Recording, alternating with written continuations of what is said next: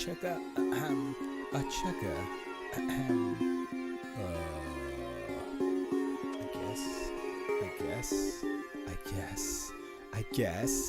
I guess. Oh, hi. I have a little bit of ceiling there. I'm just gonna leave that there because I'm lazy. And kick off the shoes and relax the feet and stop that song. Alright, hey, what up, y'all? It's the R9cast, the official Blind Edition Kunk on Christian Super Dope Show for ElectronBandit.com, representing there it is, representing the world, representing video games. How about that? Representing everybody who likes video games, right? But is not a pony or a bot. How about that? I'm not a bot. I just play one on the internet, on Twitter. I play a bot on Twitter, but I'm not a bot. I'm more of a Sega. What would you call what's a Nintendo fan from back in the day? Like what's a Sega fan from back in the day? They didn't have like cute little nicknames like Pony and okay, first of all, where did Pony come from? Cause I don't remember. I know I'm old. I'm old. I'm so old that I looked at a video I did 6 years ago where I used to color the hair and stuff, just for men. I was like, dang, who that handsome young boy right there? Oh, that's me. Where did Pony come from? I gotta look it up right now. Real quick. I'm trying to remember where the etymology of pony as a I don't know, a bad thing to say. Pony. I'm gonna not do this right. Is it just because PlayStation Pony? It was a whatchamacallit? Nation fan come from. Urban Dictionary. That's a good place to play. Wow. I thought it just rhymed. Sony Pony. You might be right. Sony Pony. Origin of this term was on the GameFAQs Xbox 360 boards to describe the Sony fanboy who would come galloping over to the Xbox boards whenever there was bad Sony news. A hypocritical fan of Sony's gaming console. Huh? Oh, okay. They cut it off. I gotta go to the actual real. Yeah, that's right. Sony Pony. Yeah, that's true. Let's see.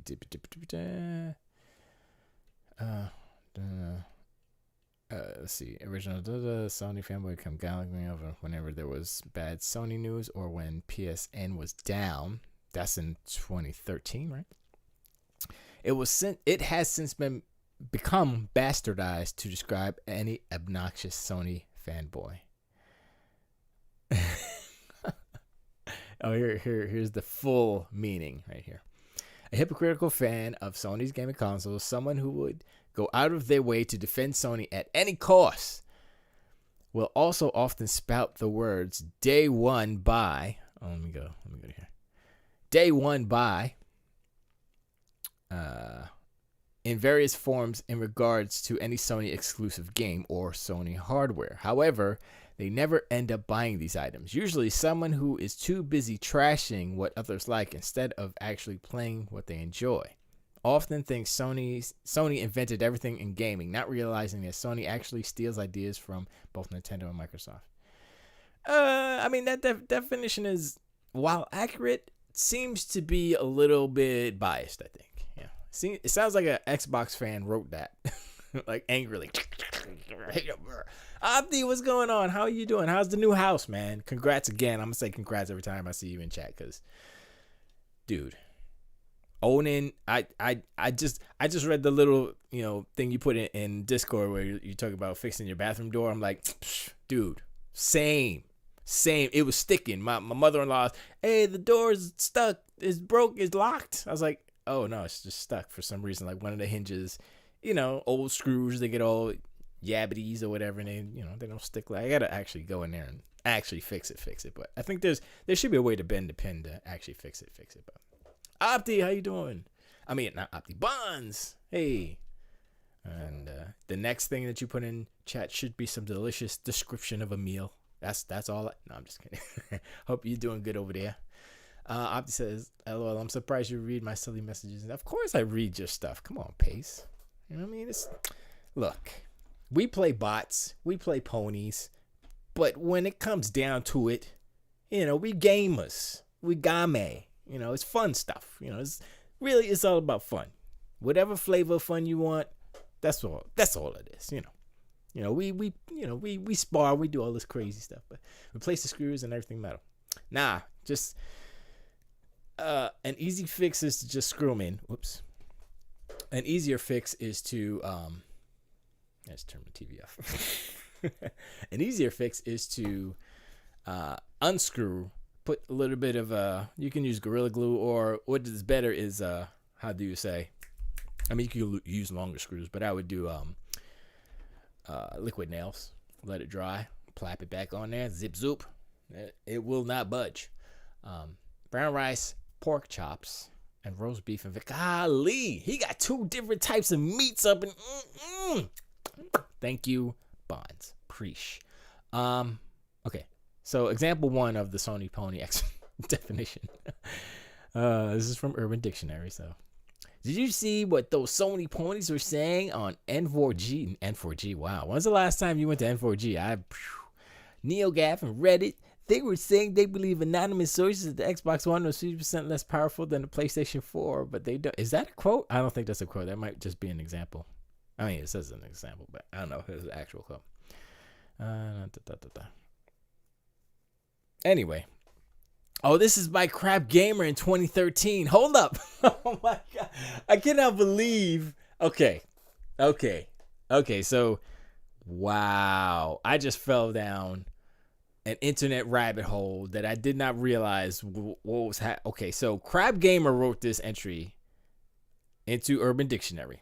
Crab Gamer used to be a bot. Crab Gamer is now a pony. Now, I mean, is he really a pony? I mean, he plays one real good on the internets, but I think he might really be a pony, because I just saw it. I saw the exchange that he had with Phil Spencer in, I think it was 2016. Somebody posted a video about it, and I never knew what it was. I was like, well, I wonder what it was, and I looked at it. I was like, oh, because Phil just shut him down, because Crab was like, oh, well, why these games why did you tell us they're going to PC? And he was like all upset about it, and then Phil was like, really? And Crab said, oh, I'm not going to buy it now. I just canceled my order for whatever game it was. Phil was like, really? You're not going to buy the game because other people get to enjoy it? Or so, he said something like that. And I guess that pushed his button. Crap got booty hurt. And he said, I'm out of here. I hate you. You're not my father. I don't know what else he said, man. I just had rice and beef. You know what? I mean, any combination of any of those meal items, delicious. Come on, son. It's your pops. Your pops is the master of foods. That's how I see it anyway. If you're a chef, 29-star Michelin, I don't know how many stars they go to. They go 3, right? 3 stars or something? I don't know. But yeah, I should probably, let me copy this. Where is it? Okay, print. Oh, stop. Cancel. How about I save as, I don't know, Sony Pony website. Yeah, sure. Why not? No, that works. All right, good. Wow, look at that. Look at the chip. Anyway, if he was 23 years old. Oh, wow. See, he's like a savant now. I mean, I guess there is a little bit of that in there if you can make delicious meals like that without, blinking, or it's like second nature. Some people are just like what's his name? He's an artist. Kim Jong. He's a Korean artist. He's really good. And I'm done. Legend, aloha. How are you? Hope everything's good with you and your fam. Down there, over there. I'm gonna say over there, cause Hawaii is like over there. Yeah. Also, if you wanna, Twitch is popping. I got Facebook as well. Facebook. I do have Facebook actually open. I actually had to Facebook is weird. If you're streaming and you want to stream it, there's a good thing about Facebook. There's a bad thing about Facebook. Good thing about Facebook is that a lot of people on Facebook, a lot of family and stuff. So if you want to get like instant, a lot of people be like, yo, I'm on Facebook coming, and then they pop in and you tell everybody, yay, and you get a lot of people watching. Bad thing is they keep changing the API or something. So I'm using Restream through OBS through Restream, and they always change it, so you always got to reset it on Facebook. But Twitch and YouTube are fine. Anyway, I'm also on YouTube. Electron Bandit? Yeah, I'm on Electron Bandit channel. I have been working on my video, as always. I got some music. Well, I got the music for that. It's done, but whatever. And I'm starting to try to get back into the groove. Get that stuff. Get it done. And whatever. You don't want to hear all that stuff. You want to hear about freaking video games. And also Falcon and the Winter Soldier. Come on, son. Falcon and the Winter Soldier. I liked it. I was like, Because, like, if you think about, like, what those Marvel shows were, right? When it was on ABC, like, hot garbage. Agents of S.H.I.E.L.D. I tried to watch that. I was like, okay, I'll watch it. I was watching it. I was like, It was like, yeah. Then I watched WandaVision. I'm like, wow, why is this so much 1,000% better? How is it? It's ABC, right? And then you got Marvel Studios, right? So I guess they're two separate production, obviously, because the quality of these two shows from the same universe, they can share resources and such. Not good. Not good on the TV side. I like the character, but I was like, I didn't even watch the, what's the other Inhumans? I didn't watch that. I was like, I heard about it. The dude with the big dog. I was like, I barely care about Agents of S.H.I.E.L.D. Are they going to have Agents of S.W.O.R.D. now? Look, if they do, they need to have Marvel Studios make it. And yeah. Oh, Snyder Cut. That's right. Yeah. I'm going to get that on Blu-ray. I'm going to get that on 4K Blu-ray. Because I'm not getting HBO Plus or Go or whatever the hell it's called just for that. I'll buy the Blu-ray. Probably on 2 discs. Because it's freaking 4 hours and 2 minutes. It's so big. It's so big. Yeah, Snyder Cut was good. Hope you can bring back everybody. Hope they can bring back everybody to make more. True that. About to try Outriders demo. Oh, Bonds. Yo, Outriders. I talked about it a couple weeks ago. I'm gonna cop it on April 1st because I got Game Pass. Oh. Outriders is not bad. There's some bad elements, if you will, but when it gets down to like the raw, shooty, run around gameplay, pretty good. Reminds me of a little bit of Gears, just a little bit of Mass Effect in a good way, not a bad way. But like cutscenes and voice acting's alright. The facial animation, I think that's the worst part. Like facial animation, all that stuff. It's not shined up. It's not pretty. But if you look past that, the presentational stuff like that, and just kind of go to how they set up the world, the hub world is kind of like whatever.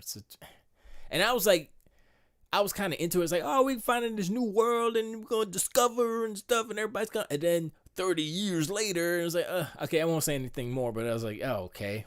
And it's kind of crazy. So it's not bad.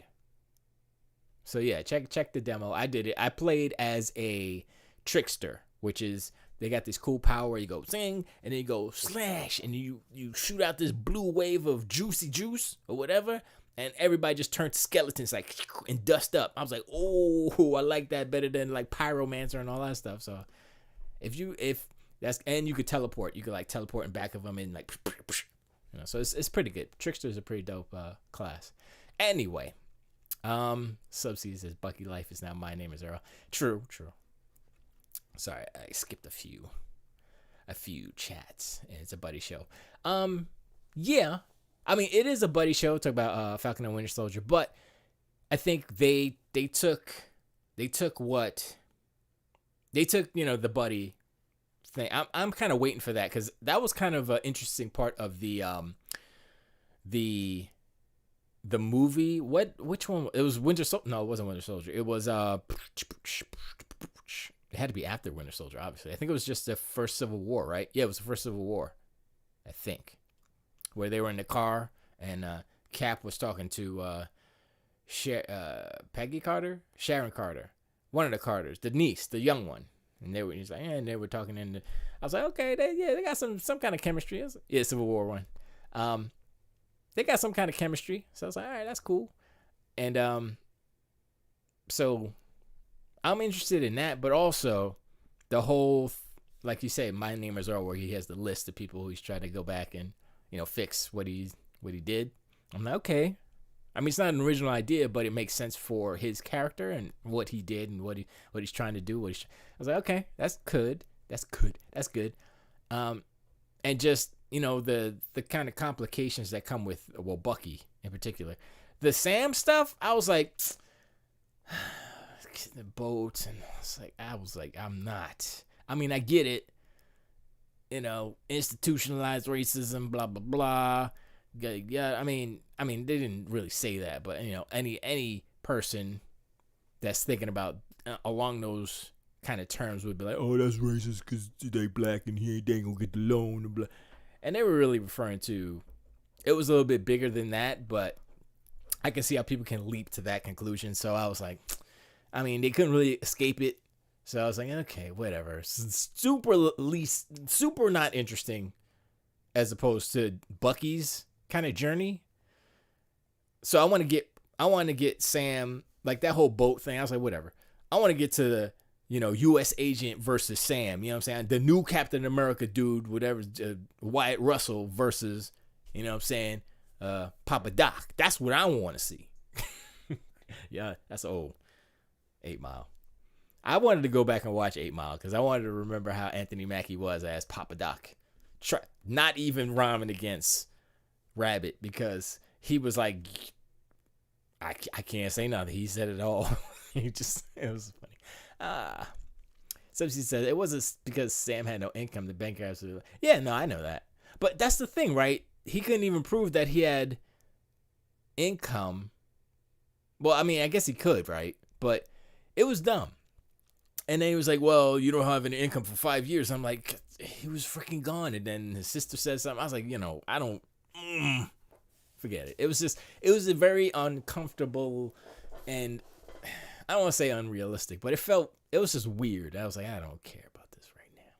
You're not pulling me in right now at the bank. So get done with this already. Opti says, I haven't seen the first episode of Falcon and Winter Soldier yet. Okay, I'm not gonna spoil anything.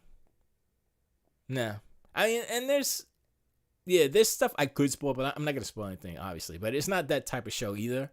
It's really like the first episode is kind of just catching everybody up on where these characters are basically in the MCU and where is this? I'm trying to remember. This happens after Endgame, right? Yes, this happens after Endgame, after Cap gives the shield to blah, blah, blah, and all that stuff. So I think this is the most up-to-date show as far as the Marvel timeline. That makes sense. Bond says any person of color would feel they was not given a fair deal. Opti says I still need to finish WandaVision. I'm on episode 8. WandaVision's good. WandaVision's good because it was kind of original, unique. I think that so far Falcon and Winter Soldier, I like it like that. The first, I don't know, 10 minutes is like action. So that's a spoiler. It's not a spoiler, but there was some moves in there that was like, that's like the Winter Soldier, Captain America, Winter Soldier. Remember when Cap went on the ship and he was kicking fools across the whole, it's like, and you're like, yeah, so many money shots. I was like, I got a little taste of that. I was like, oh. That's pretty dope. I was like, okay. Be rabbit. It says, I tried to win Watch F in the Winter Soldier. Oh, watch. Last night I fell asleep on it. Oh, well, go watch it. It's good. Vaughn says, it's true Cheddar Bob shot himself. Cheddar Bob shot himself. Yeah, that was pretty good. And rip Brittany Murphy. That's true. That's so, man. I was like, I liked her as an actor. She was in this other movie with Dakota Fanning when Dakota Fanning was a little kid. I was like, that's a good movie. You know, bro, come on. She had a great. I never heard her. Did I ever hear her sing? I don't remember. I think I may have. Oops. Subsea says the first 10 minutes was really movie like. That style was good. Yeah. The first 10 minutes of Falcon and the Winter Soldier is like, if you got a new TV sound system, you like, yo, it's kind of like that Jurassic Park moment where you're like, yo, I'm going to show this to show off my super system. It's kind of like that. It felt like a Marvel movie. Except it felt like a good part of a It's hard to explain. Not really, but it's like, yo, they did such a good job that I'm like, yeah, I could easily see that in, WandaVision. A comparable action scene would be in whatchamacallit, Black Widow. Easy. I saw nothing wrong as far as the quality of the special effects, the action, choreography, all that stuff. I did hear, I listened to Angry Joe's critique of it, and he was like, oh, I hated the fact when he was fighting the French dude. And I was like, that's the same French dude. This is a spoiler. Same French dude from Winter Soldier from the beginning of the boat. I was like, oh, that's homeboy. I think he's I guess they said he was a MMA fighter, but I thought he was a parkour dude, but I guess he's a fighter, whatever. But I was like, all right, cool. But that didn't, the fact that he was in there, I was like, oh, okay. But that wasn't even anything really. Bonds is looking into her death. It effing tragedy. Google song Fast or Kill Pussycat. Okay. All right, fine. Real quick.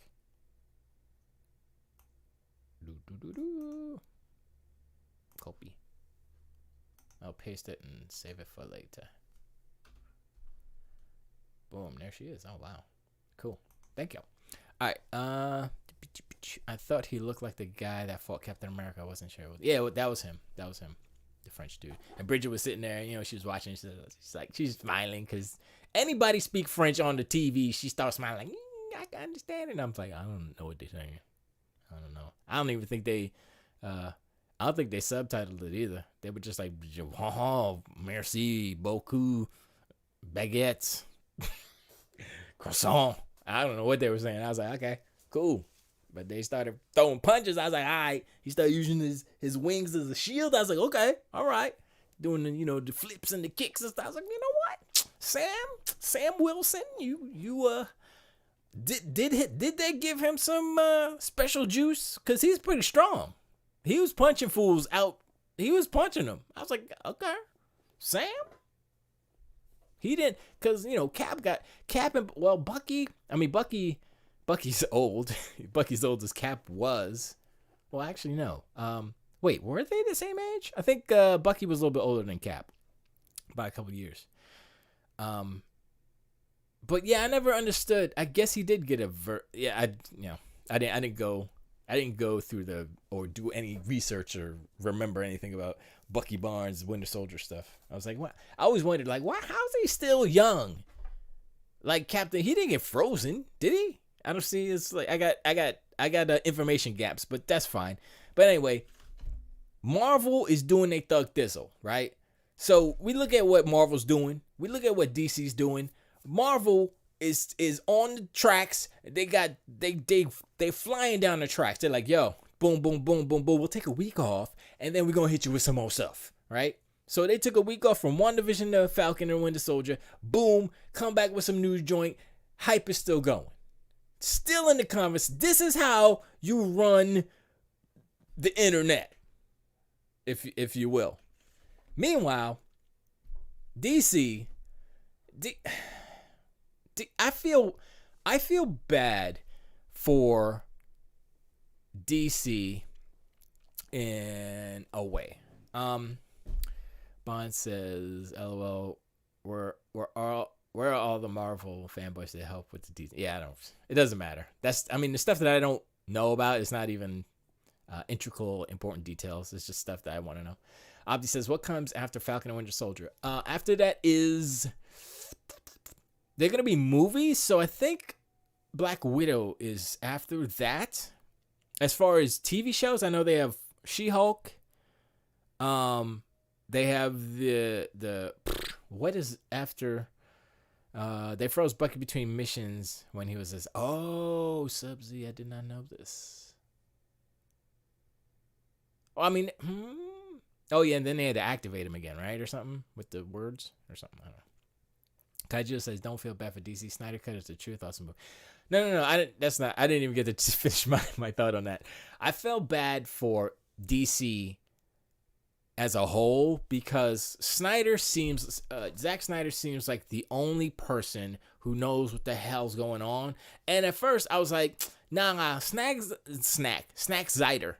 Zack Snyder isn't the guy because he's like it's all dark and scary and he's like about, darkness and scariness and is very moody and brooding and stuff. And then we saw what Whedon did to the Justice League movie. I was like, and Batman v Superman. So I think what's happening in DC, over at DC, is that the suits at DC are screwing up what these creators, like Zack Snyder probably had a different vision for Batman v Superman, probably a longer 9-hour cut or something. I like Man of Steel myself. IMO. Batman vs Superman, there's some good stuff in there, but overall, But Justice League, from what I hear, his cut is like the bomb. So I'm like, okay, so you look at Snyder's cut, you look at Josh Whedon's cut. Obviously, Snyder cut is way more awesome, way superior. But the problem is they try to do 3 or 4 different origin stories within one movie. You can't do. That's why the movie's 4 hours long. They should have split all that stuff up, gave Cyborg his own movie, gave Flash his own movie before they tried this. They did it out of order, and it doesn't work, man. Come on, son. Marvel laid it out. They tried to catch up real quick, and you can't take a shortcut when it comes to that. You got to do the work. So, Bond says, I think Boba Fett between Mission Bustle was kept in suspense. Okay. The book of Boba Fett is definitely the next Mandalorian show, which is coming this fall, right? I think that's what they said. So, but as far as Marvel stuff, we're not talking about just because I guess the Boba Fett, we can go on a Star Wars tangent, but I'm definitely looking forward to Boba Fett. But Marvel MCU stuff, is the Kung Fu movie with your boy from Kim's Convenience. I forgot what that thing is called. So you got She-Hulk, that one, the Kung Fu one. Movies, Black Widow. That'll probably launch in Disney Plus Premium or whatever, alongside with a theatrical release. What else? I don't. There's other stuff, and every time they throw up the list, I'm like, oh yeah, I forgot that's coming out. Yeah, so it's gonna be some good. Marvel's got some stuff. They got a deep bench that they pulling from. So as long as Kev is just stay in there, Kevin. We rewatched Iron Man today, me and Bridget. Go back and watch Iron Man. That's a good ass movie. Jon Favreau, Kevin Feige, those two guys need to stay there and fix everything. Jon Favreau was a jump off. I'm gonna say he was a jump off. I don't look at Incredible Hulk was okay, but it wasn't like you know what I mean? But Jon Favreau, the first Iron Man, yes, it's freaking 12 years old already, but it's like, what? I'm looking at it, I'm like, damn, this is a good ass movie. And there's some there's some, I don't want to say question. It's not questionable, but there's some manly man stuff where they're like, oh, look, the sexy stewardesses are dancing, and I'm like, okay, that was unnecessary, but he's supposed to be a playboy. He's an alcoholic, so that's whatever. And it's actually part of the actual narrative. So in that respect, I accept it wholeheartedly.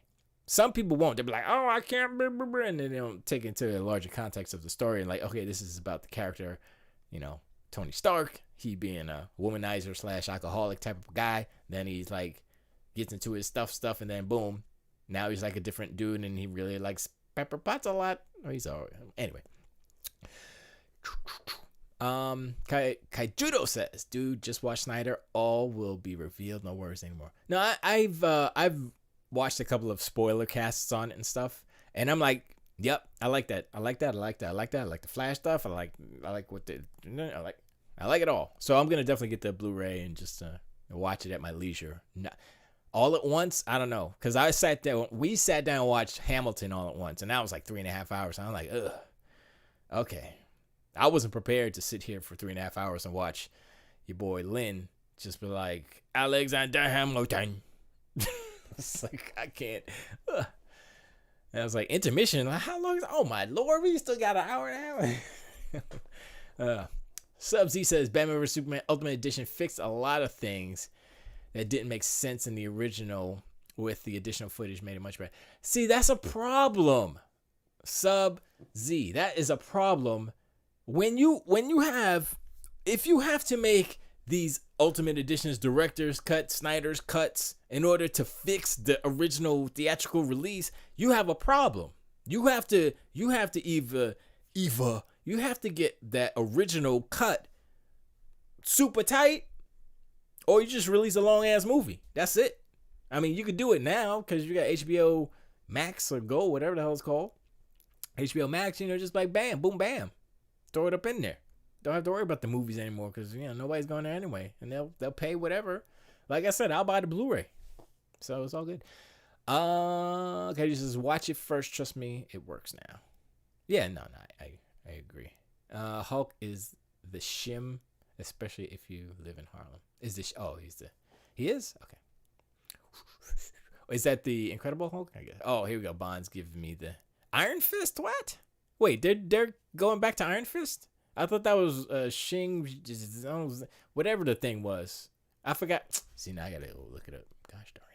Gosh darn it, Bonds. Let's see. MCU movies, shows for 2021. Shang-Chi was the name of the freaking show I was thinking about. Eternals, that's the other movie. Jeez. Spider-Man, I don't count Spider-Man because that's a Sony joint, but it counts as far as story. Amy Pascal, I can't believe she's still in the business. 7 more rows, give it to me. Oh yeah, Doctor Strange, come on, there's so much more. Well, that's movies, but as far as TV shows, I'm really looking forward to She-Hulk. I want to see what they do with that. Subsea says that is a studio problem, not Snyder. Yes, I agree. Like I said before, it's in terms of length. Yes and no. It's almost like when you think about video games and you say, yo, Kojima needs an editor because like Metal Gear and all these long ass cutscenes and stuff. Sometimes the most effective way to tell a story is to not give you all of the freaking information, all of it, all the little minute things. Just give us what we need to understand, to follow, to be empathetic, or to like these characters. No more, but no less. And that's it's hard, it's not easy. But with the way it is now and not requiring it to be a theatrical release, he can do 4-hour movies a day, all day long. Zack Snyder. And I have nothing against it. I have no problem with it. I mean, I got a problem probably staying awake, but it's the perfect formula for where we're at now as far as technology and media consumption. You got a big ass TV, You got your brand new giant TV you bought for your PlayStation 5 or your Xbox, but you know what? Oh snap, I could play a movie too. You throw in Snyder Cut and you kick your feet up. You got popcorn or you got steak and eggs. You got whatever you want to make. You know what I'm saying? It's way better than the theater. Just saying. So yeah, now it's a totally different story, and I think the pandemic helped him get the Snyder Cut made. I mean, the fact that it's being received well, because it's a better movie, obviously, and the fact that the format works now because it's in-home streaming, and they used it as a avenue to kind of prop up the HBO streaming. So, there's a whole bunch of things. So wait, I didn't even read that. So Iron Fist, She-Hulk, Loki. I forgot about Loki. So I think Loki is. I think it's. Okay, so the order. What's the order? Television series. Loki. What if? Miss Marvel. Wait, that's not coming. Huh? See, this is not even in order. This can't be in order. No way, this is in order. Armor Wars. I don't trust you anymore. Sorry, Wikipedia. You're out of my. Anyway. Sorry. So yes. So Loki, I think, might be, because they filmed a lot of that already. So Loki, Boba Fett, sure. Hawkeye will get something, I guess. I don't know about that either. Bro Schneider has the movie in 7 chapters. They're like an hour and 140. The movie is paced so well you won't notice for. No, I'm not worried about the length of it. As far as it's, a lot of people were like, oh, it's so boring, blah blah blah. I'm like, what?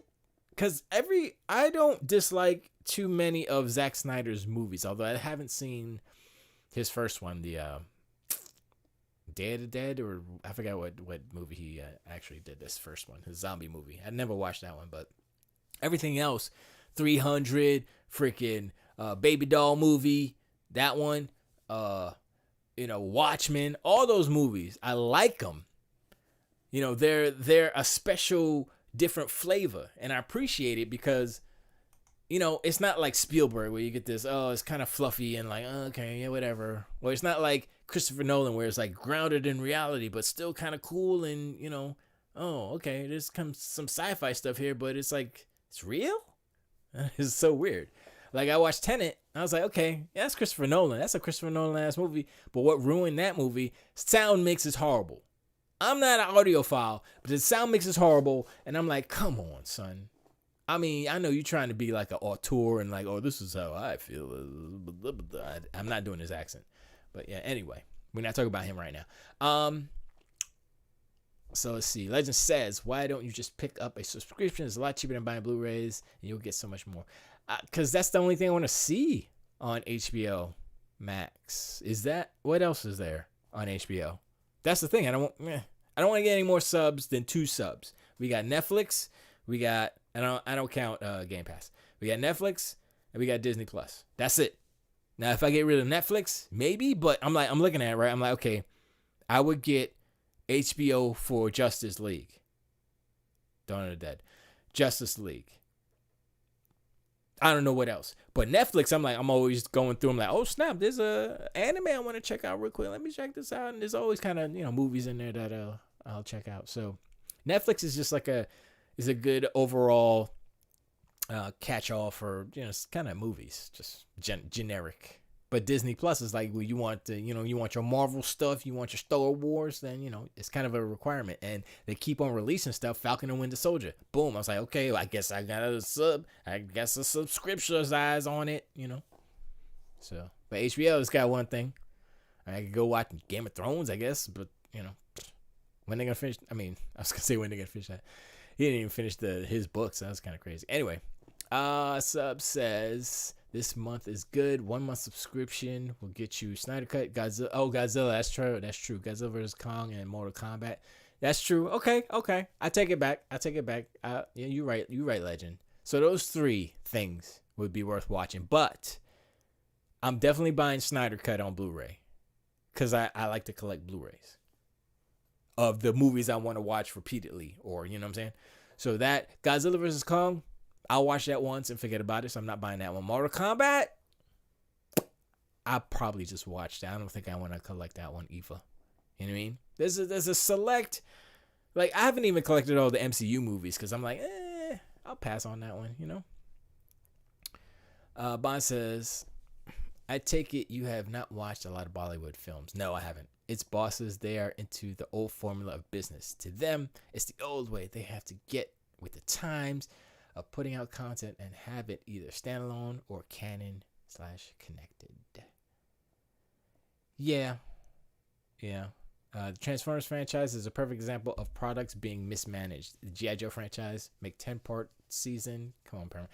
Yeah, G.I. Joe was so wasted, man. G.I. Joe could have been dope. I think they could still come back with G.I. Joe, like kind of reboot it. I think Cobra Commander was the biggest mistake. I mean, I like Joseph Gordon-Levitt, but nah, son. Come on, son. Cobra Commander is, you need a good bad guy. You don't even have to, emulate the voice and stuff. Like put what's his name? Bardem up in there. Javier Bardem as Cobra Commander. Just like old country for no country for old men. That'd be dope. Destro was okay. I liked him. Lovecraft Country is the shizzle, says Legend. Yeah, I heard about that. I heard it's pretty good. But that's on HBO too. Yeah, you're right. There's some stuff. I ain't gonna lie, but I don't know. If there was a trial, like a I don't know, 2-week trial, I'd go in and watch all the stuff and then say cancel. Mine says, no one need more than 3 subs, in my opinion. With cable phone internet bundles forced on the masses, it's a new form of upselling. Yeah, IMO. Yes, exactly. It's the same as what cable was, except it's all a la carte, which is good because it doesn't force me to have HBO and have a super giant bill. So I think it's better than it used to be. Better than what it used to be back in the day. So that's a good thing. But right now, Disney is winning the sub wars. Netflix winning this. I mean, they're the original proprietors, if you will. You remember when Netflix jumped up, right? And they said they did the DVDs, right? They still do them. It's just called DVD.com, I think it's called. They changed the name. They changed it. They made it a separate company because I still get them. I don't get them, but I deliver them to people. They still get the freaking discs in the mail. I'm like, okay. So remember, Netflix was just DVDs, rental and stuff, and then they went streaming, right? And then Blockbuster was like, uh-oh. They realized too late that, the streaming thing is a big deal. They realized too late. And the funny thing is that Netflix was like, yo, y'all want to buy it? Blockbuster could have bought Netflix and they turned them down. I think that's how it goes or something. There was an alternate future where Blockbuster bought Netflix, but that didn't happen. They're like, get out of here, you little fledgling little crappity crap. And now Netflix closed the Blockbuster down because of the streaming. They were the first in there. And I think with how they do their content, they will still remain, I don't want to say the very top, but they're still going to be in there as far as competition-wise. You look at like Hulu and you look at all the other ones, HBO. Like, does HBO have enough content to rival what Disney and Netflix can do? Because what Netflix is doing is basically buying just everything. So there's a lot of trash on Netflix. Let's not kid ourselves. The funny thing is that I do not understand. I say this often. I still don't understand how Sony does not have a super giant subscription streaming service. They literally own television production companies. They have a studio in California making movies, Sony Pictures Lots, whatever it's called. They have a movie studio making. I'm like, why? Why don't they have Sony Plus or whatever it's called, whatever you want to call it, Columbia Plus, something? Why don't they have that? And I'm like, well, I mean, HBO's doing it. All these other people are doing it. All these other companies. But I look at the content. I look at every other show Sony's making TV shows. Like Sony, it's a Sony show. No, that's not it. Is that the Sony? Yeah, it's the Columbia lady, a Sony Pictures company at the bottom. Sony Television. I'm like, Sony's in everything, but they're games. Their shows are on CBS. They're on other, and that's how it works. Sometimes NBC will make a show, then they're like, we don't want it, and then they'll kick it over to ABC or something. You know what I mean? So that happens. There's no not cannibalism, but there's no exclusives. There's no exclusive shows on television. It's like wherever it can go and make money and live, as long as people want to put money into it, then I guess that's a thing. Legend says, I don't see any reason to keep a subscription to Disney Plus. If you wanted to watch Falcon and Wanda, they're so short you could do it in a day. No, you can't, because they come out each week, so you have to wait until the whole run is done. So I would have to wait till the end of the year to watch it all, because it's week to week. It's not like Netflix. They don't dump it all in 1 week, which I think is smarter, and it's better to keep your subscribers, because you're like, oh, it's like traditional TV in that sense. So it's like, oh, you get it once a week, and then you're looking forward to the next Friday when they dropped it. And then you look at the content creators on YouTube, like what's his name? I totally forgot his Eric Voss. Eric Voss from New Rockstars. He's all up in that Disney Plus stuff, all those shows, Falcon and Winter Soldier, WandaVision, every week he's up there doing freaking reactions and breaking it down, Easter eggs, all that stuff. So, like the model that Disney has created, well, they didn't create it, but that they're following help feed into the hype cycle, if you will, the news cycle, the zeitgeist, with people like Eric Voss, who's out there talking about it, has three different videos every week, probably more. I think 4 different videos every week on just one episode. And he goes into he goes into the history, the comic side, because he knows all that stuff. So I'm like, all right, that's pretty dope. So, like, if they dumped it all at once, it would be too much. They would have to split it. It's just better this way for us as fans to kind of savor it and like, yeah, this is good and blah, whatever. As far as the company, Disney, putting it out, it's better for them. As far as the content creators, they get their hits, they get their, their likes and their follows and their watches and stuff. So it's better overall for entertainment, the whole entertainment market. When Netflix dumps a show, it's just like, boom, did you watch it? Yeah. And then you say, yeah, it was good. The ending was good. It was good. It's a very short conversation unless you go into it deep like that. But this way you have, weeks and weeks and weeks, couple months of conversation. 3 months? 2.5 months of conversation, until the next show comes up. And it just makes more sense. It makes more sense for Disney in particular, because they have so much content coming up. Whether it's the movie, it's the feature films, which is like 2 hours or whatever, quick little shot, or the series, which is weeks and weeks and weeks of content. So I think DC needs to get on the same level as Marvel as far as the quality of their television shows, and they need to put them on HBO Max, and they need to stop putting that stuff on CW.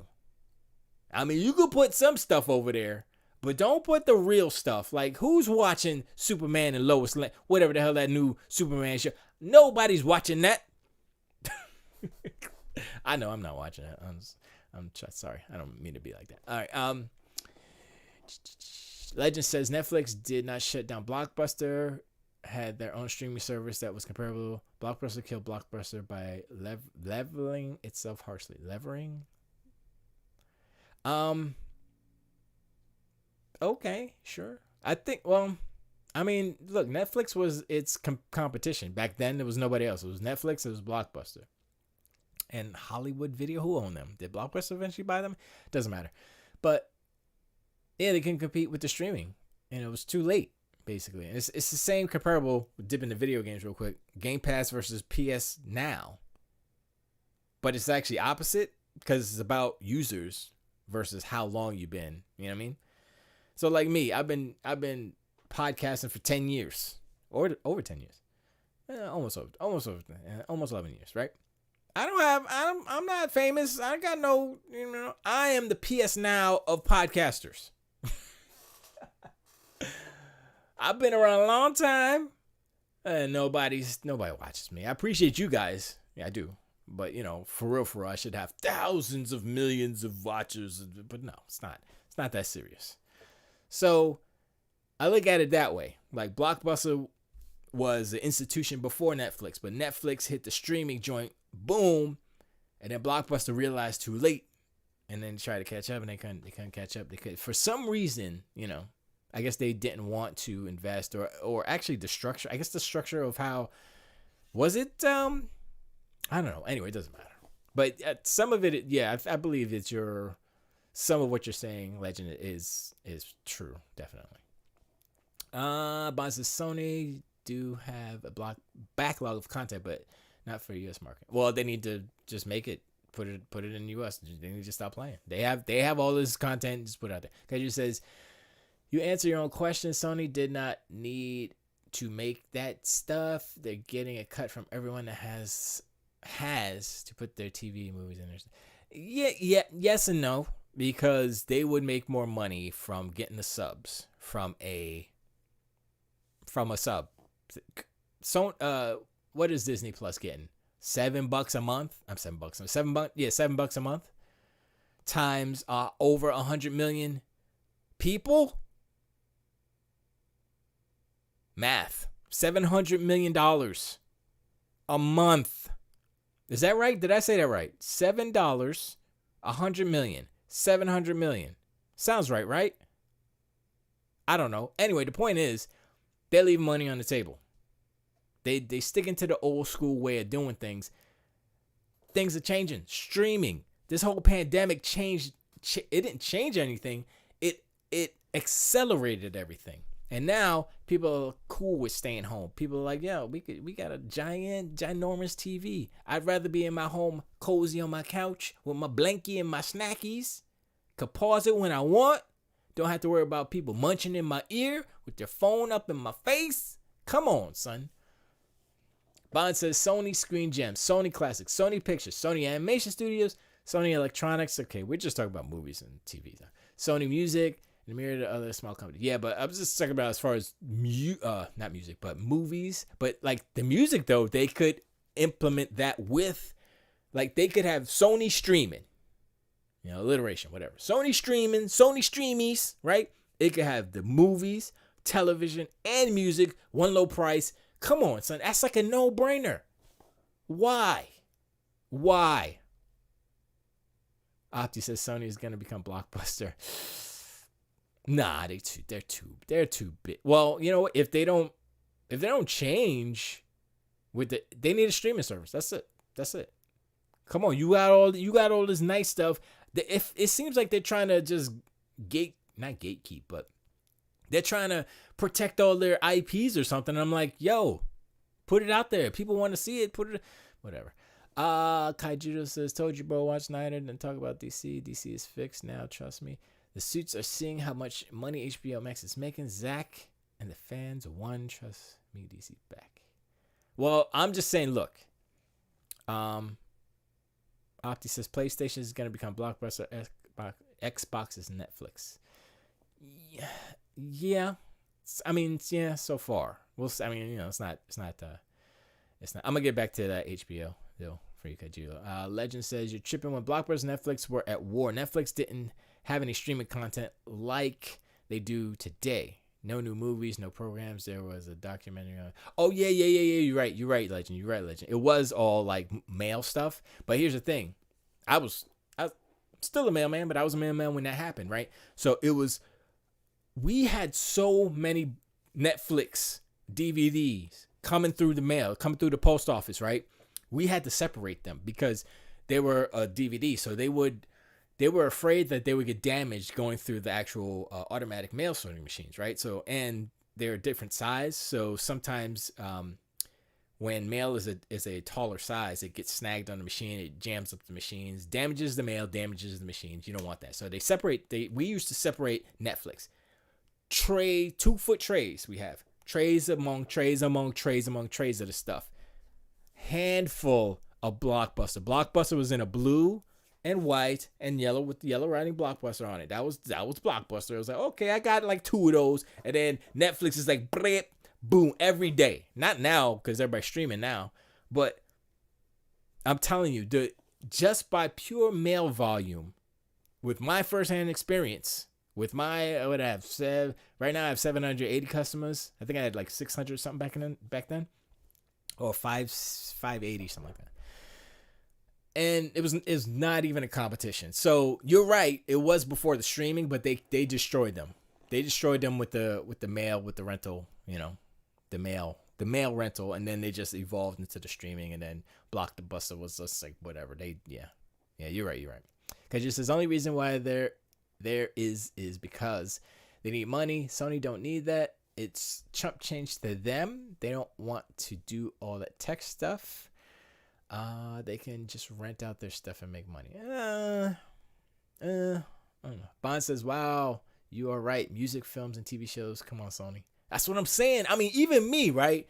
Even me who's like, Sony, looking at Sony like, I don't know.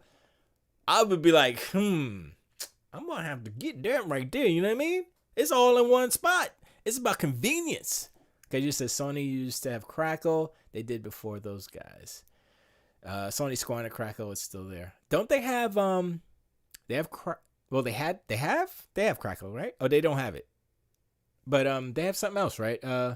Did they buy Funimation or something? I forgot. It seems like Sony has their like toes and their fingers and their hands into a lot of stuff, but it's like they're spread out everywhere, which is fine to have kind of, your eyes and your ears on, the industry as a whole. But like I said, with all of the content that they're creating and that they're in charge of or have rights to, like Bond says, 1, 2, 3, 4 different film divisions. 3 traditional, 1 animation. I mean, just think about the animation stuff alone, right? Granted, they don't have the rights to Spider-Man television stuff like the animated shows that's on Disney Plus, but they have, I would assume that they have the right. Yeah, they have the rights to the Spider-Man MCU stuff or the stuff before that. So the Andrew Garfield and the Tobey Maguire stuff. It's just, I'm like, it's puzzling to me, and I don't understand. Ooh, that's good. Bond says bundle them. Crackle, music, PS Now, movies, and TV show. That would be, if they could do that at $15 a month, game over. That's all they got to do. Maybe that's what they're working on right now. But you know what that requires is like super servers, right? Super server farms, are they going to go with Amazon? I know they're working with Microsoft right now in Azure. Are they going to do that through Microsoft servers? I mean, if they had their own server farm and stuff like comparable to the big guys, Amazon and what's the other one? Well, Amazon, Azure, and Google. Would Sony be hesitant to do something like this? I think they wouldn't. I think they'd be like, boom, let's go.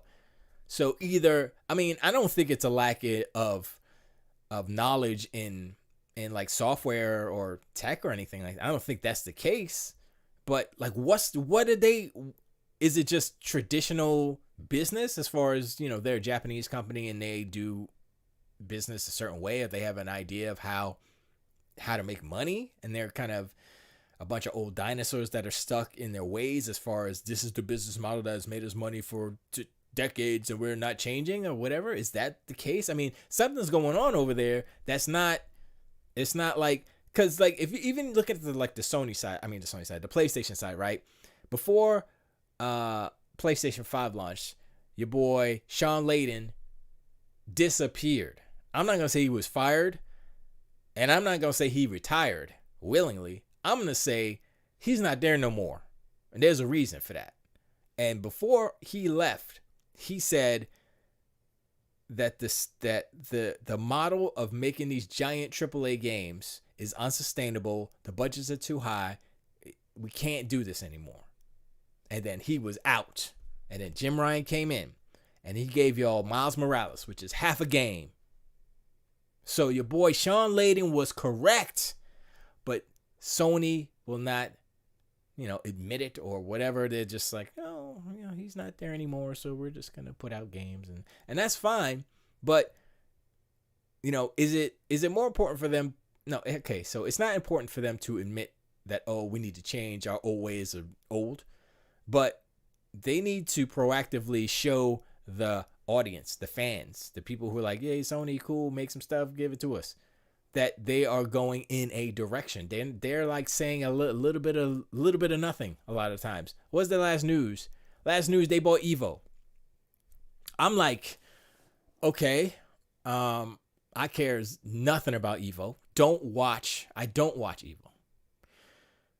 And that came right after the news that Bobby Kotick made all this money after they basically closed down their esports division stuff. They didn't close it down, but they fired a whole bunch of people. And I'm like, okay, right after that Activision Blizzard,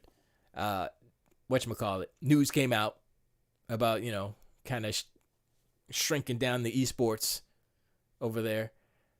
Sony buys Evo? I'm like, huh? Did they get a sale or something? Was it on sale? I'm like, what's going on? I don't understand. So that move, I'm like, okay, for the future, sure, maybe it'll jump off again. Probably will. But is the competitive gaming circuit an integral part to video games? I don't know. I mean, it is a part. I'm not going to deny it. But is it moving PlayStation 5s more than a God of War, or an Uncharted or Last of Us? I don't think so.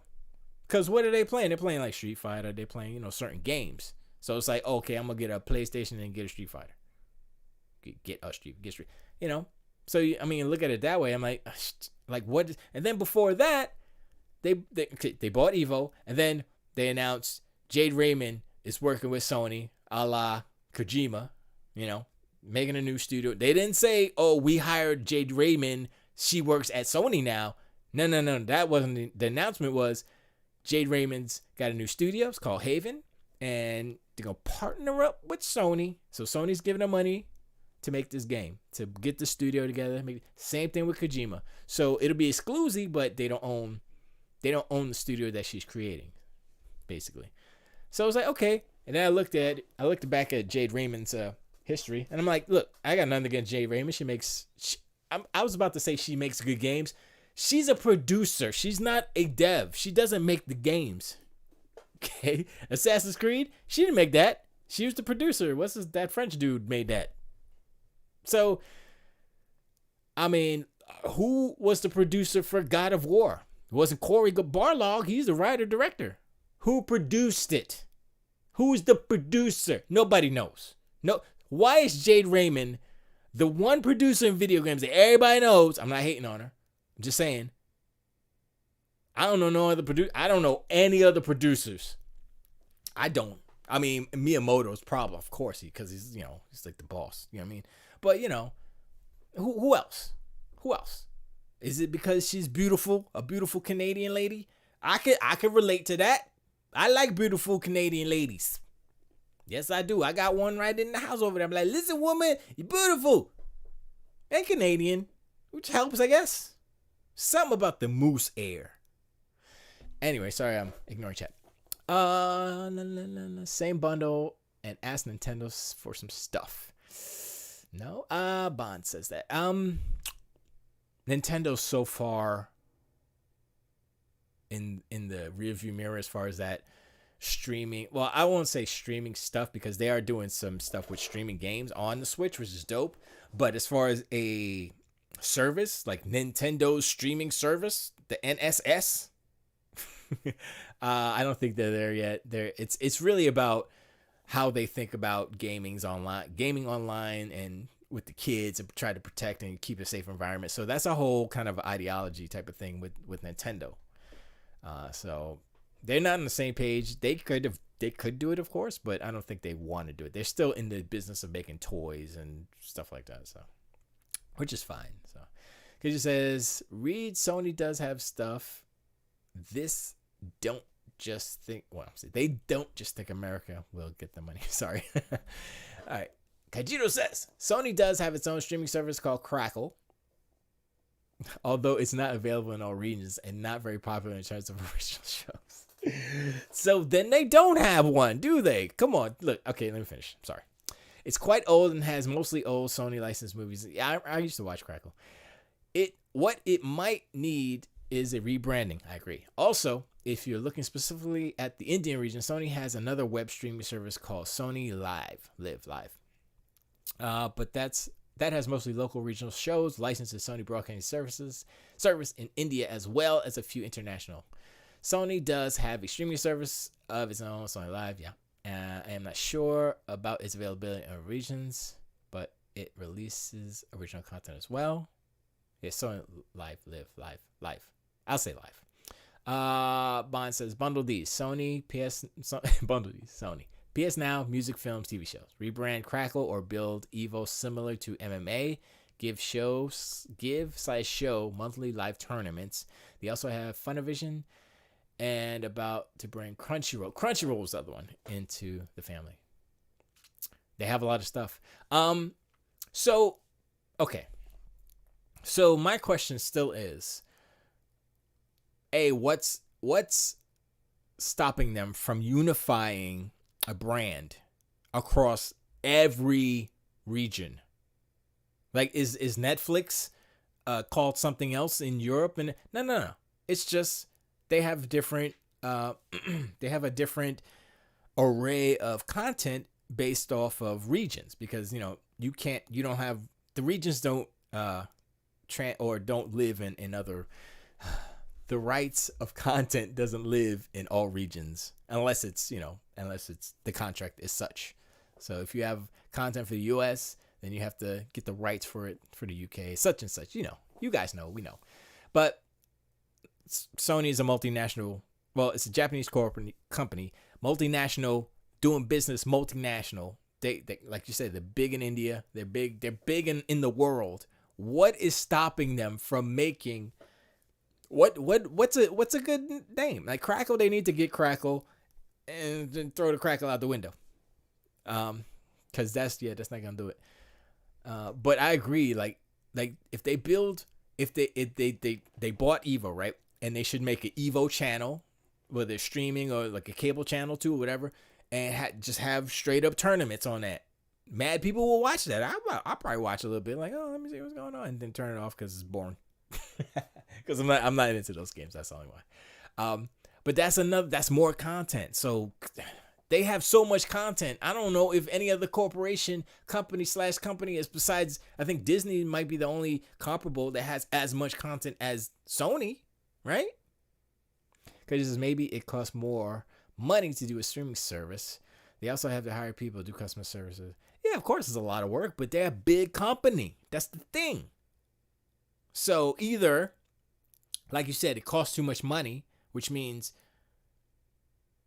that they're not willing to take the risk to be bigger. Or they're so unfamiliar or skeptical of it for a reason. So maybe it's a security thing. Like they think, if it's streaming, then maybe the hackers could, I don't know how they were thinking. Like maybe the hackers could get in through the stream, get into our servers because they're streaming. I have no idea. But if I'm sitting on a ton of content and I'm like, it's just sitting here. I mean, it's not collecting dust, obviously, because they're, like you said, in other regions, they have stuff. But in America, what they got? What they got for us? Where's the Sony stuff for us as far as TVs, movies, and all that stuff? And, you could say, you go to CBS and there's some Sony shows up there. But like I said, you know what I think it might be? I just thought about it. It might be because how they have all their contracts with all these different TV shows for, to be played on a CBS or ABC or whatever, right? Those are contracts. So it's not like they could just be like, oh, we got Sony streaming now, give us our shows back. It's like, no, that's not how that works. That show is on CBS for however long that contract exists. And if they want to renew it, or they say, psych, is ours back, gimme, So I think the fact that they have their content on a lot of stuff is hindering them from getting it all into one place, because you got to go through all those contracts.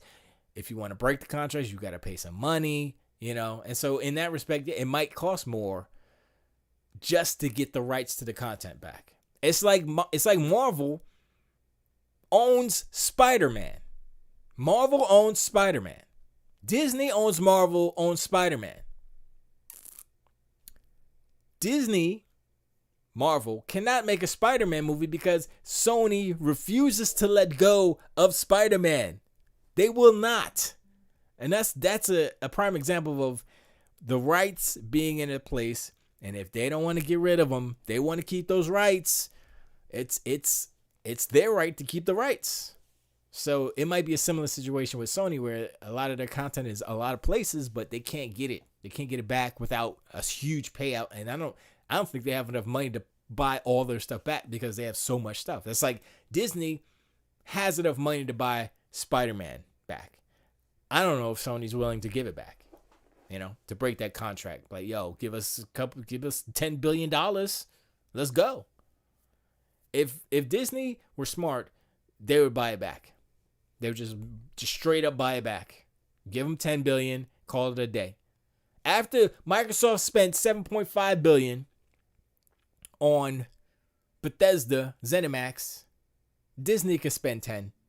Even though it's just one IP, one universe. I don't know. Kajito says, while Sony could sell a title to a streamer, the company sold Tom Hanks' Greyhound to Apple earlier this year for $70 million. CEO Tom Vicatera told CNBC, the company remains committed to more traditional releases. Yeah. Legend says Sony is not a fly-by-night company. They've made decisions to put them in the limelight for at least a decade now. Don't worry about Sony. They'll be all right. I'm not worried about them. I'm wondering why Sony isn't bigger than they are now. You look at Microsoft, they've been growing year on year for a long time. They crossed $1 trillion a year or two ago. I'm like, why is Sony not $1 trillion? Sony's been in the game longer than Microsoft. They should be $1 trillion. Apple's $1 trillion company. They have been not. Sony's been in the game longer. Sony should be $1 trillion company right now. They make TVs. They make hardware. They got all this. Why aren't they $1 trillion? They're like, what are they? I don't even remember how many billions of dollars they're worth, but they're not $1 trillion yet. I think 100 and something billion. I think 1.3, 1.4 billion. So it's like, it doesn't make sense. Like, why they aren't bigger, why they aren't as big as some of these other, like, Google. I mean, I understand why, because Google's, the information business. Anyway, okay, Judas, get me that. Okay, I'll click on that in a little bit. Let me read the rest of these real quick. You said Sony have a Spider-Man contract. Does that bar them from making 6-episode show in 2022? Bar them from making they should not be able to make a television show. Wait. Let me take that. Let me rephrase. No, they can make live action. Hold up. I don't even know if the Sony Spider-Man deal, I think it's live action.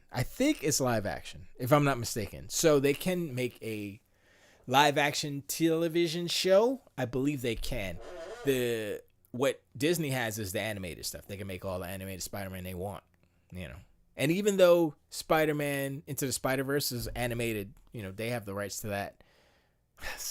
Because it's a movie? See, it does get a little weird, right? I have to look into that. Kaiju says Sony is launching a streaming service with Blu-ray picture quality, but it's only for Bravia TV. What? Exactly what you just put there. I'm gonna look at those, but come on, only for Bravia TVs. You see what's happening? They're trying to push their. I mean, I understand that's fine, but they better put that on everything. You know who makes all the money? People, when the stuff is everywhere. That's what. Look at Fortnite. It's not. Oh no, Fortnite's only on Epic Game Store on a certain PC. It's only on the Switch. Well, that's a bad example. There's a lot of Switches. I'm sorry. Let me keep going. La la la la la. Don't worry, Sony. As big as they need to be, the bigger they come, the harder they. Come on, Legend. That's not. Come on, Legend. If Sony were bigger, they could have probably outbid Microsoft for Bethesda. That's what I'm saying. Like, we talking about competition, right? We're saying, look, if Sony was $1 trillion company, they could have been in that discussion. Bethesda would have been like, ZeniMax would have been like, look, we got somebody else talking to us, yo. So what's up? What's up? Microsoft's like, all right, here, take this. All right, we'll see. Well, I'm gonna talk, and we'll see what's up. They didn't have that discussion because Sony was not in that discussion. They weren't in that big boy discussion with them billions of dollars for video game companies. They weren't. They're like 100 million, 200, 300 million. Okay, we can do that. But nah, when you get into the B's, Sony's be out because they ain't got the money to do that. That's what I'm saying. If Sony was bigger, they could have been in that discussion. They could have bought Bethesda, ZeniMax. Whole world would be different right now. Okay, sorry. Because you said Sony's launching a streaming service with 4K Blu-ray picture quality. That's cool. But it will only be available on Bravia TVs for now. The Bravia Core service will come preloaded on all Bravia XR models with a catalog of new releases and classic blockbusters from Sony Picture Archive. That's good. That's a step in the right direction. But the problem is that Sony is still kind of siloed off. Like PlayStation, you say PlayStation, Evo, then you got like this Bravia, Sony TVs. They're separate. They're not all together into one like cohesive, like boom, you know. Opti says I have a Bravia TV. Congratulations. I used to have a Wega Vega. The platform uses Sony's pure stream tech to reach near lossless UHD BD equivalent quality. Equivalent. Huh. That's a funny word to put in there. Funny qualifier. Equivalent. Wait, if it's not the same, then it's not. Okay, whatever. With streaming up to 80 megabits per second, according to Sony. That's good. That's 3 to 4 times more than Netflix and around double that of Apple TV. But bear in mind that the bit rates often dip way below the maximum. Of course they do. And you'll need serious fast internet 3s. Yeah, that's not gonna work for a lot of people. We barely have 50 down. We have 50 down, and we had to fight and claw and freaking uppercut these fools to get 50. So, you know, and I'm not like out in the boondocks. So I could walk to the beach if I really wanted to. So I'm not out in the freaking Everglades. Anyway, Bonds says Sony PC Music, Sony Mobile, PlayStation bundle the sub with purchase of TV used that leverage Disney and MS. To leverage Disney and MS. Opti says if Sony was bigger, they would have bought Marvel. Imagine Sony with Marvel. Yeah. Yeah, you might be right. All the Marvel shows on Sony streaming service. Legend says Bethesda was a stupid deal. They'll never make that money back. That was a good deal. Opti says that was Legend. Opti says they might not anytime soon though about the deal. Opti also says it would be funny if all the studios they bought didn't churn out any good games and then ended up shutting them down. I mean that would be very ironic and funny in a way. But dude, Starfield would have to pull a Cyberpunk. And even the worst single player Bethesda launch game, which is probably, I think was Skyrim. Skyrim wasn't that bad. I mean, Fallout 76 was the worst. But that's not a single player game, so I don't count that particularly. The worst Bethesda single player launch, still better than Cyberpunk. So I don't have any doubt that whatever they put out will be better than Cyberpunk. So, and that's a good starting spot. Kaiju says, this isn't anything to do with Sony streaming. This is a safe for work clip from Twitter. You have to see LOL. Kaiju, what the heck? Get that white boy out of here. If Sony bought Marvel, you have shit movies. They'd ruin it. Marvel's in the right place. Disney trusts Marvel Studios, and that's true. All right, I'm sorry. I'm gonna click on these links. My bad. Over here. Oh snap! Oh shoot! Wow, dude, I would be playing all day long. He said LeBron James. Yo, that's super inventive. Like, so wait, how does it pull it? I know it's on the barrel, but how? I'm trying to. That's cool. So wait, let me go back to you said Starfield would have to pull a Cyberpunk. Wrong. Starfield would have to pull a Fallout 76. Oh, they already did that. That's what it said. It said LeBron. Didn't it say hold up? I gotta look at it again. I think it said LeBron James on it, right? Yeah, it says LeBron James. I know I wasn't reading it. I wasn't reading that wrong. I know it's LeBron. It's LeBron. That's what it says. No, I just said Fallout 76 isn't a single player game. So one of the main failings of Fallout 76 is that they tried to make it, online service type of game. They didn't have any NPCs in it. It was a whole bunch of stupid stuff. So I was like, oh yeah, it's broken like Fallout, except extra broken because it's like, supposed to be an online service type. And I was like, nah, I'm not even interested in that. So single player games, they can get away with a little bit of bugginess, but yeah, not that. And the game wasn't even done. I heard it's good now, but I haven't even played it. But yeah, it's gonna be better than Fallout. So here it is. Here's the list: Cyberpunk, Fallout 76, Starfield is above that, because Starfield is gonna be better than Cyberpunk, and Starfield, I will assume, will be better than Fallout 76 because it's not a multiplayer, online as a service type of game. Now I was laughing at Grenade. Oh, okay, yeah, I thought maybe I'd read it wrong or something, but it's like, yeah, LeBron James. They call him LeBron James. I know. All right, so let's see. I'm gonna go back to these other stories that you had here. Boop.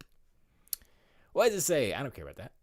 Sony's saying it's already seeing some benefits from Warner Media's big HBO Max bet. I bet being a studio without a major streamer has an advantage.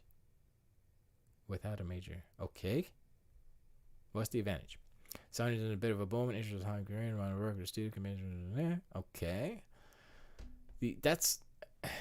This first sentence here. Sony Pictures saw a bit of a boom in interest from Hollywood creatives who want to work with a studio committed to theatrical releases, according to the company CEO.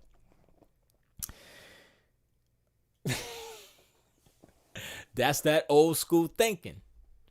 If you look at the money, now I know. Sorry. Legend says, don't you understand how much fanboy wank you're putting out by putting Starfield up on a pedestal? We know nothing about this game. Nothing. No, I am assuming. I'll give you that. I'm not trying to be a fanboy, but the type of game that they have described Starfield to be piques my interest, right?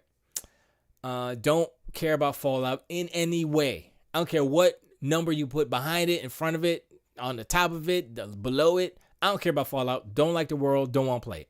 So it doesn't matter what Fallout 76 is. Wasn't going to play it anyway, but that's just me.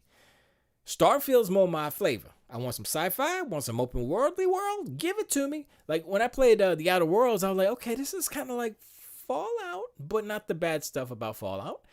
It's kind of sci-fi, but it's kind of unique. The characters are good. The faces look not bad. I'm like, this is really good. This is what Bethesda should be doing.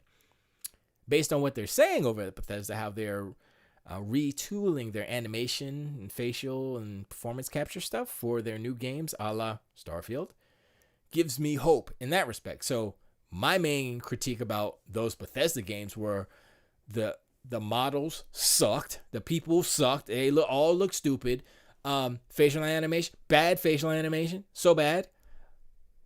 Those are the main two things. They're supposedly fixing those.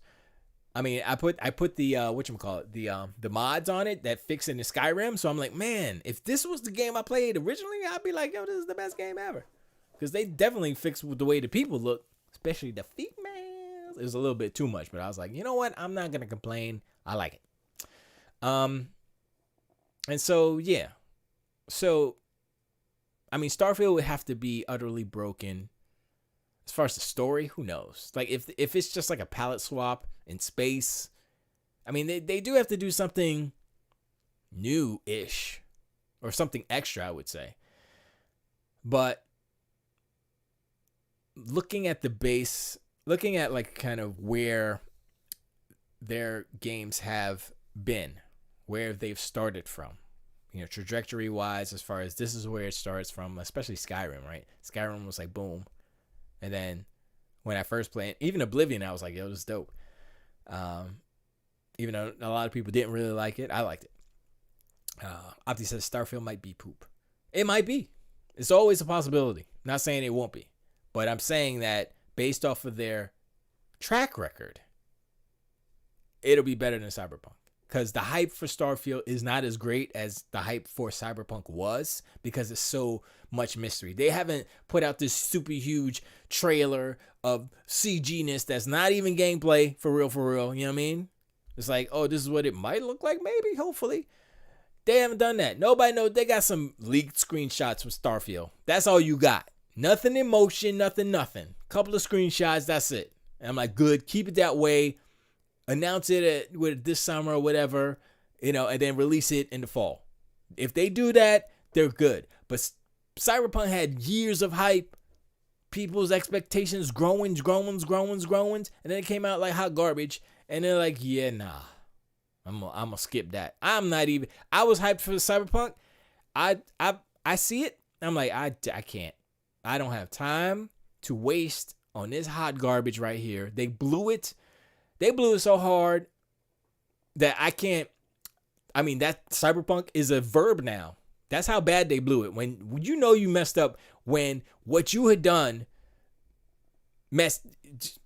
changes the freaking vernacular of, you know, what people, you know, you're now an insult or whatever. Anyway, I'm sorry, I totally tangentized on this.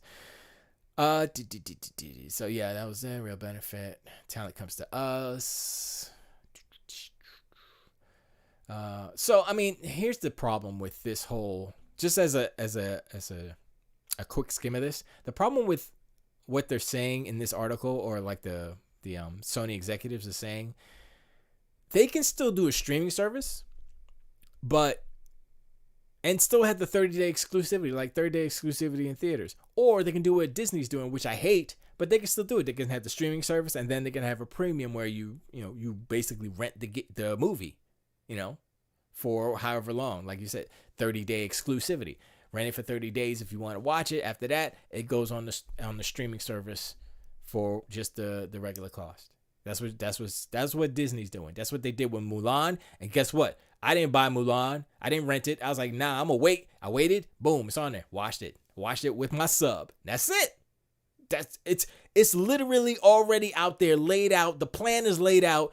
Yet and still, Sony's like, no. There has to be something with that's scaring them for the streaming stuff. There has to be something that's scaring them. You know what I mean? Let me go back to this one more thing here, and let me catch up with the chat. My bad.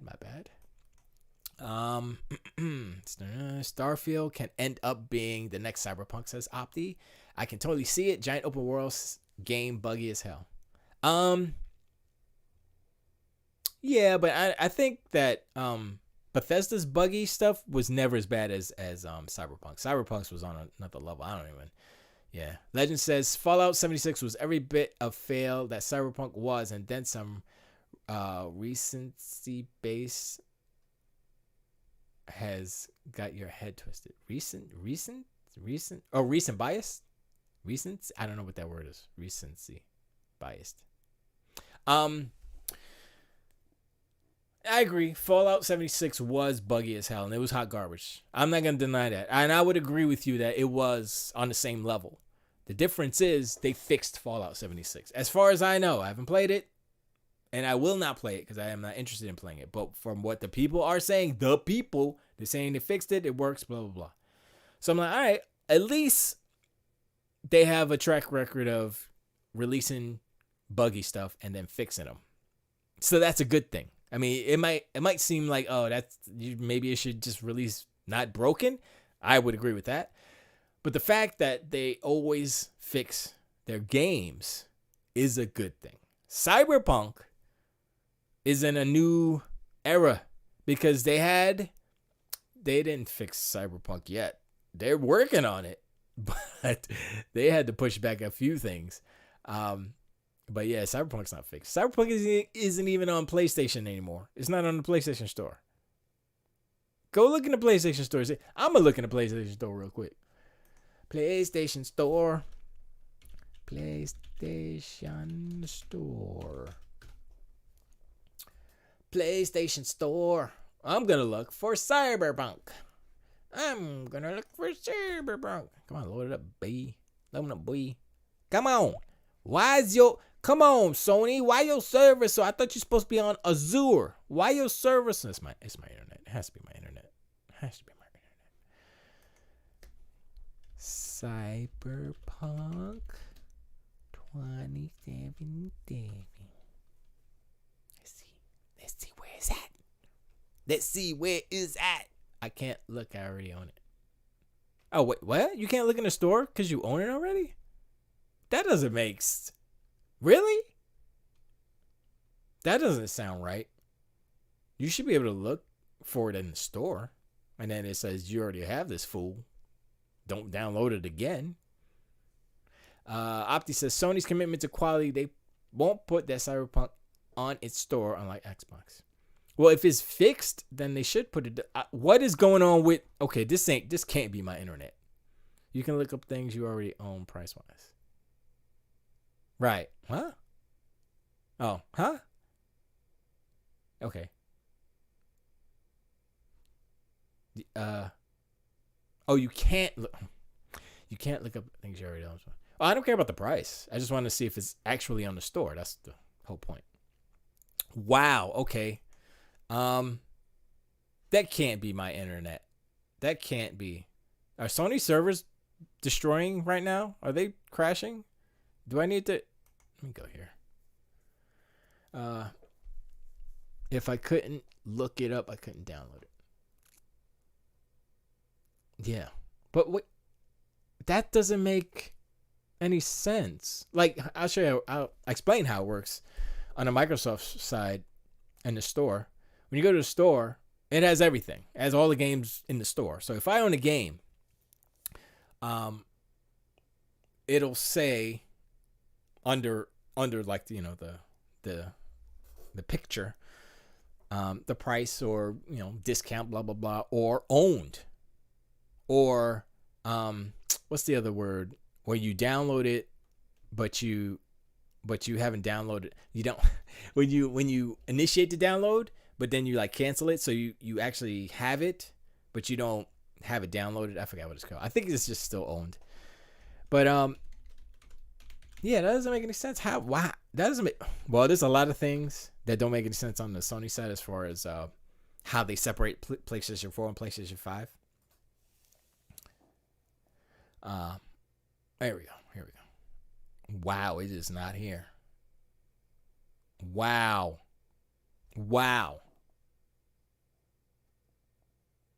Hey, yo, where's Cyberpunk? Where's Cyberpunk at? Purchased. It'll just say download. Cause like, all right, I'll show you. I'll show you how it does it on the Xbox. What is?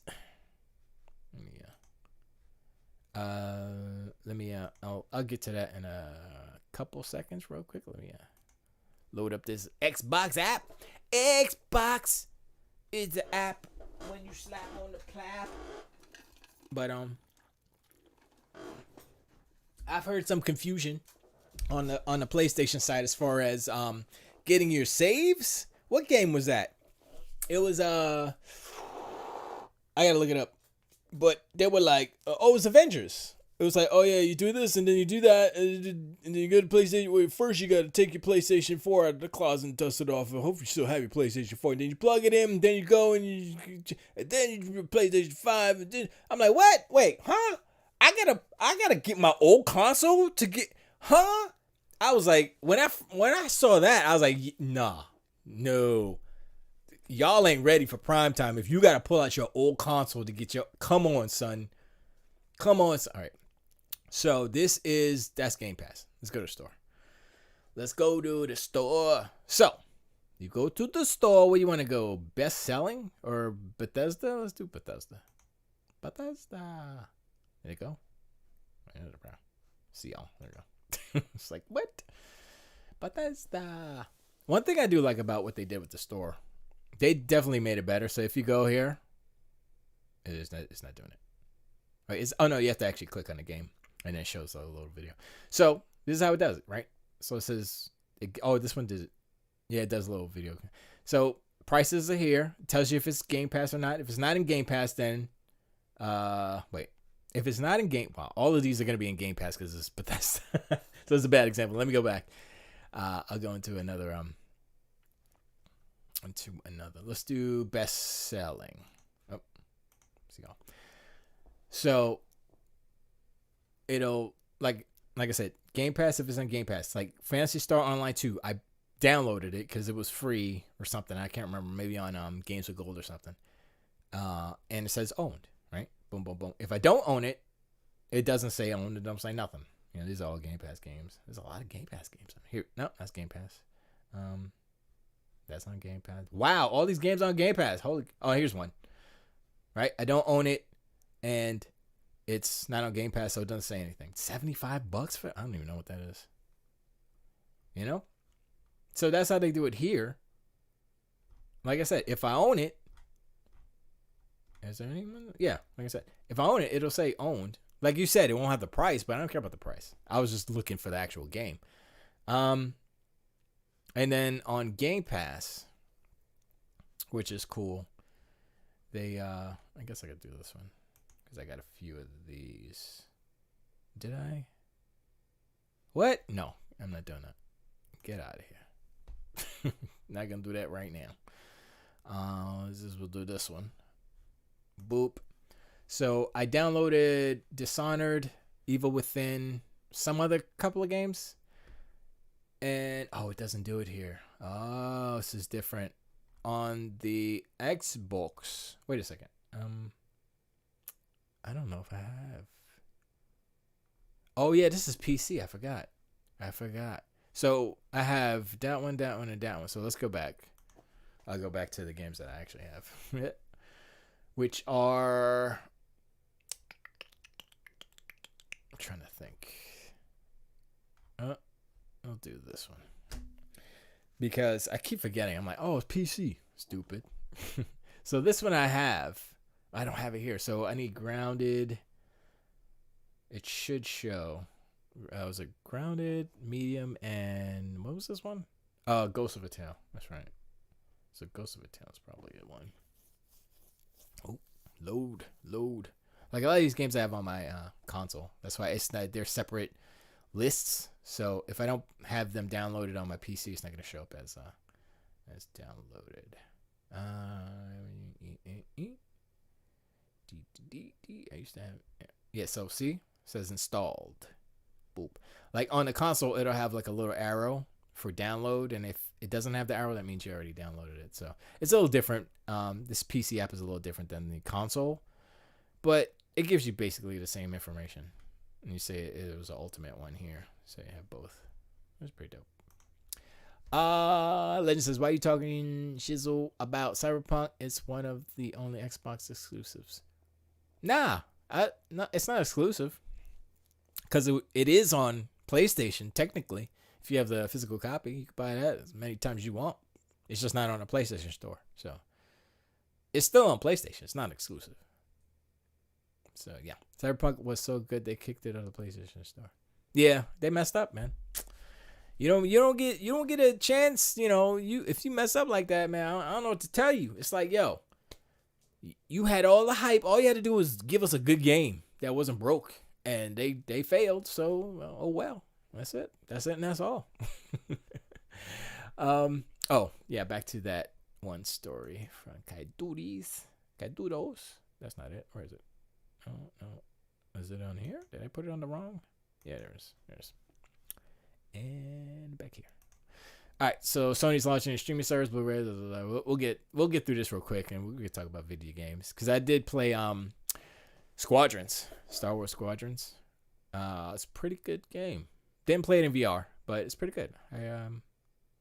As far as like a space flying shooting game, I was like, all right, I'm just playing the story, playing it on easy. So I'm like, I don't really care about difficult, challenging gameplay. I just want to kind of get my Star Wars narrative story with the sounds and stuff. And yeah. All right, so pure stream. Yeah, this is all the stuff you put in chat, which is cool. Thank you. Appreciate that. Bravia Core. It's also a way of Sony differentiates. I mean, I think there's still a part of Sony that is kind of stuck in that exclusive, we want everybody to buy our TVs and stuff. And that's what this is, really. It's just leveraging for people to buy the TV. It's not like, we want you to sign up for our service. It's, this streaming service is only for our TVs. So if you get the TV, you get the service. You can't get anywhere else. They're already cutting themselves off as far as, not reachability, but, as a wider audience. If you have a phone that's not a Sony phone, can I watch your streaming service on an app on my phone? That's my question. And that's the thing, right? I would say if Sony at least did that, like they did this, you buy a TV, but you can use your whatever phone you got, iOS, Android, you can still get through and watch the stuff on then that's fine. Then you know what? That's a halfway step. But if you have to buy a Bravia in order to get in on the streaming service, that's a no-go. That's a fail. Because yes, there are some people who buy Sony TVs, Bravias. Most people do not buy Sony TVs. Just saying. They're too expensive. As far as competition goes, you look at the competition like, okay, why are you charging so much? And I'm not saying that, LG and Samsung don't charge a lot for their TVs. They do. But there's comparable competition out there, and a lot of people aren't like super video audio files like some of us. Or more so. And they're like, yeah, I just want a big ass TV. That's it. I don't even care for 120. I just want a big ass TV. Let's go. What that 70-inch? Let's go. They don't care what name's on it. That's why you got Vizio out there pushing product. We bought TCL. I was like, yo, that's not a bad picture. Boom, get it. Now the next TV I get, it's not gonna be like a TCL. It'll be like probably an LG. LG makes some good ass TVs. I ain't gonna lie. First LG we had, it was so good. It was good for a while, and it was only 720p. It still looked good. I was like, damn man, this is only 720p and it look this good. I don't know. They did some with the TVs, but anyway. Bonds and Sony have VR also. Come on, Sony. Yeah, and they're coming out with a new VR 2, whatever they're gonna call it. They have the hand jammies. I think I had that somewhere. Where'd I have that? No, it's gotta be here. Is it here? Whoop. No, it's not there. I thought I had. Oh, I might have closed it. No. That's Facebook, and no. I can close that one. Huh. But yeah, so they announced a new controller for their VR second edition, whatever. And it's better than the Move controller, yes, but the fact that you still have a wire is troubling. Although it's better than having the octopus come off. So if you look at the evolution of VR as far as console space, it is in the right direction, I would say. As far as the specs goes, nobody knows. I will assume that it is higher frame rate and resolution. I'm going to assume that. I would say, let's say 14, is that going to be right? 1440p? No. Well, maybe 1440p per eye. And was 1440p? Well, okay, wait. Let's think about this. So, my question is, will they be doing what they're doing now as far as lower resolution and upscaling, temporal upscaling, whatever they want to call it, to a high resolution in VR? Can they do that? Or does that introduce lag in some way? So that's the first question. Second question is, if they can't do that, which is suspect, because if they could do that, they would have done that in the first PSVR, right? Because that's notorious for a super low resolution. Frame rate's the most important thing, so it's got to be, I would hopefully say 120, frames. I would say that should be the minimum, but I think 90 was the first VR, so I mean, maybe it's 90 with high resolution, but I would say go for the higher frame rate first. And I mean, if you could get the resolution up high a little bit, then sure, but definitely go for a solid 120 and then, or maybe 100. I don't know. We'll see. But I think the problem with Sony continuing with VR is that they have to have studios dedicated to creating VR content, right?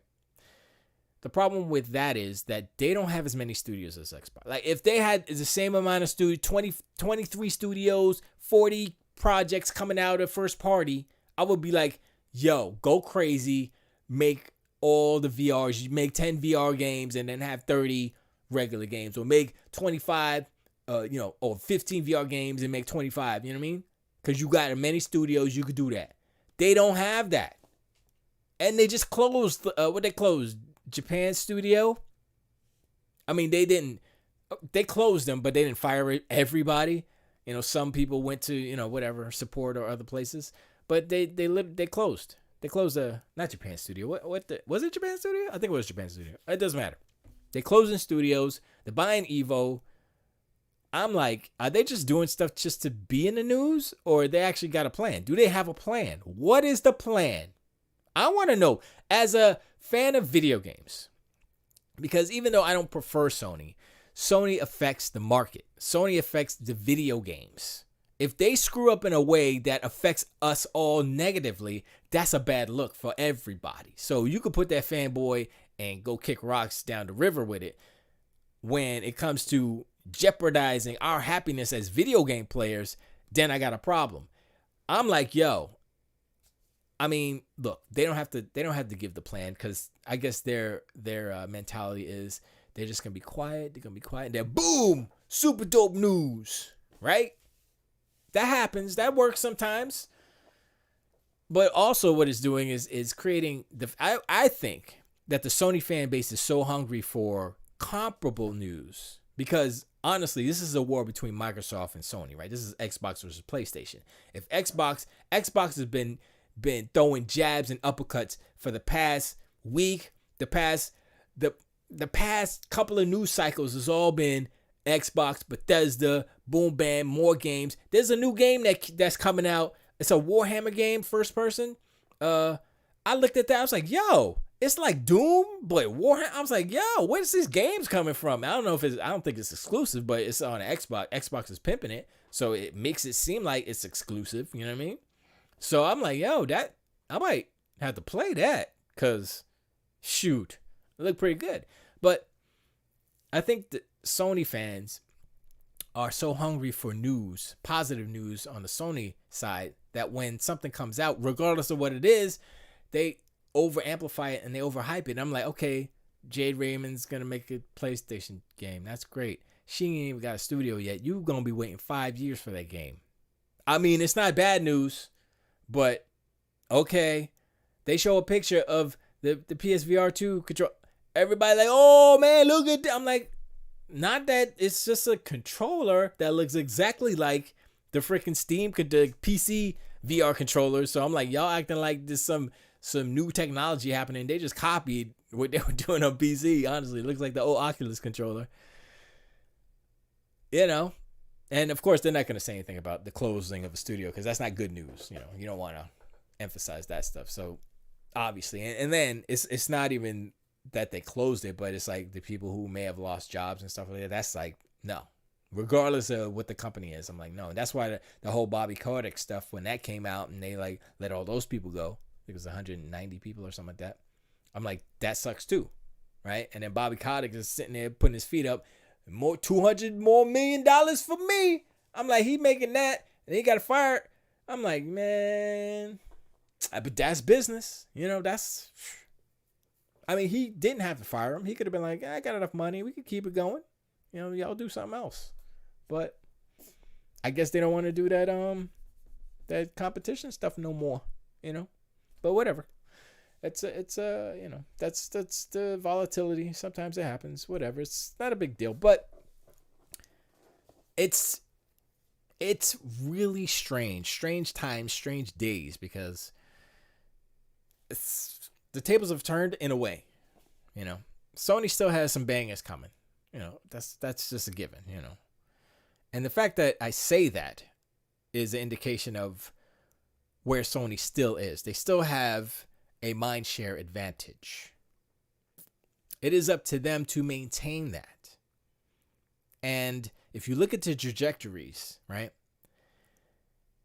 and you look at the amount of content that's on like the Xbox side right here, and then you look at the amount that's on the PlayStation side, content, news making content. Every week you could say something, bam, here's some new news, bam, here's some new news, bam. And you look at the difference as far as the magnitude or the hype level or the, oh, who cares about, you know, ooh, they bought Evo. Okay. And I'm looking at Twitter, I'm like, these fanboys are out of their damn mind. They're like, oh, ooh, Evo. I'm like, okay. Is Evo making games? All right.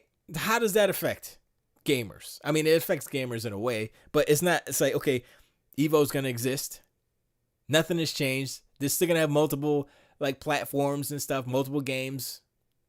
You know, it's not just going to be Sony games up there. So, you know, A, what was the move for? B, is Sony going to stick with it and make it big and grow? That's another worry. You have to worry, you know, you making it big, like, oh yeah, they got Evo. Are they going to actually nurture it and, you know, make it better than it was? Or are they going to, you know, PlayStation TV it? Are they going to PS Go it? You know what I'm saying? You got to think about these things. Sony ain't got all the money in the world. And even if they did, companies that size tend to not want to waste money all the time. I mean, Sony did do that for a while with the aforementioned things I just said, you know, PS Go and PS TV. Which, you know, think about, the problem with PS TV could have been, it's basically like a stick. It's like, you know, it's a streaming stick basically. But streaming stick. They had that, kind of, sort of.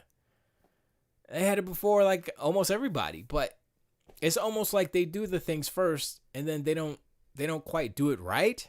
Other people do it right after them and they give up and don't do it again. It's kind of weird, you know what I mean? I'm trying to think, right? Seriously, I'm not trying to be a fanboy. I'm trying to be like, okay, Sony makes stuff. They make some pretty good stuff. They've made great hardware in the past. But if you look at how they have made their stuff, they've always come on the coattails of the innovators, the people who have made it before and been successful. And then they copy, right? Go back to the DualShock 2. The DualShock, not the DualShock 2. The DualShock, right? Who invented analog sticks? It was it was Nintendo and Sega. I think it was Nintendo first. Sega had a 3D, as a 3D gamepad, I think it was called. I can't remember. It came with Knights. I have one. I think I might have two. But Sony was not the first one to have analog sticks on their controller. It was Nintendo and Sega. And NES had one, I think, too. I don't know. Anyway, it doesn't matter. So, okay, sure, whatever. That's controller tech. Everybody adopts that because it's just smart, right? Fine. Then Xbox comes with Xbox Live. Now, I've heard the argument. Sony was online before Xbox. I'm like, they didn't have an online service. They had a modem. They had a little hard drive thing, Final Fantasy, whatever. But they didn't have PS Plus. Did not exist when Xbox Live launched. Xbox Live launched in 2002. The Xbox launched in 2001. A year later, Xbox Live launched. Subsea is correct. Dreamcast was online before all of them. But, that was kind of like, it was weird too. It came with an internet disc and you put it in. It was like a weird, goofy browser. I still have that disc too. But as far as like an online branded, like, yo, this has everything, voice chat, all this, comes with a headset, all this stuff. It's so good. You could talk to your friends and it's so dope. Xbox Live was first. Then PlayStation Plus came with the PlayStation 3. So they skipped a whole generation, even though the Xbox generation wasn't that long. It's like 3 years they skipped. With PS Plus. When did PS Plus come around? Was PS Plus in 2006, I think? So it was about 4 years. Bob says, I was online on my PS3 with PS2 games before everyone had a mic. Yeah. And so, once again, Sony copied Microsoft in this instance with PS Plus. It's like, oh, and Microsoft had achievements. Has still. PlayStation copied Microsoft in this instance again with trophies. Once again, I'm not making this up. This is how it goes. Subsea says Halo 2 is a breakout game for online player consoles. That's true. Halo was a breakout for first person shooters on console, and Halo 2 with the online multiplayer was like, that was it. Yeah, that's true. And I'll give props to like SOCOM and all that stuff. They did that thizzle on the PlayStation side, but Xbox was a pioneer in those things, in first person shooters on console and online, right? And so I think the only thing that they have done recently in the console space is VR. Only because there's no other console that has VR that's worth a damn. I'm not going to include whatever that cardboard ass garbage that Nintendo's doing. That don't count. No, sir, no. And then still with the PlayStation VR, you know what they did, right? They copied the PC stuff. So it's like, because Oculus Rift was jumping off and all this stuff, and whatever his name, I forgot his name, but I'm trying to think. Please, someone in chat tell me what was the technology that Sony heralded and said, yo, boom, here's technology, we the first, and it's dope. I mean, streaming? No, they didn't, because they bought on live, and they bought Gaikai first, and then they bought on live. So that was on PC as well. This is what I'm saying. I'm looking at the history of Sony and what they are usually doing as far as console or video game innovation, as far as, as a whole in general. Where have they innovated? That's my question. That's my question to you guys out there. Where's the innovation? You can say the games. And it's like, okay. I mean, they got the third person story-based drama on lock. But other than that, they're not coming up with new stuff. They're biting everything. Everything that everybody, even the DualSense. You're like, oh, that's no. The DualSense is a highfalutin Joy-Con. They took the haptics from the Joy-Con. They said, "Ooh, 3D rumble. Let's put that in our," and that's what they did. That's what they literally have the exact same haptics as the Joy-Con. That's why they failing just like the Joy-Con. that's not true. Opti says, subs, you suck. Go back to VGO. And he also says, where's the innovation? Look at faster SSD for games ever. Okay, you need to stop with that because that's not working out so far for PlayStation. I mean, some instances it's pretty good, but as far as like leaving Xbox Series in the dust, it's not even doing that. It's like, yo, it's like twice as fast. Why is the load times like 1 second quicker? It's like, how? It's not that fast, is it? Even with Kraken. It's all look how small it is. It's compressed. It's like, yeah, but you can't load the game faster. Not by twice. Look at that. Finger touch detection. That's right. Okay, hold on. Let me get compact disc to mass. Okay, I give Bond says compact discs. Yes. I give you that. Yeah, I'll give you that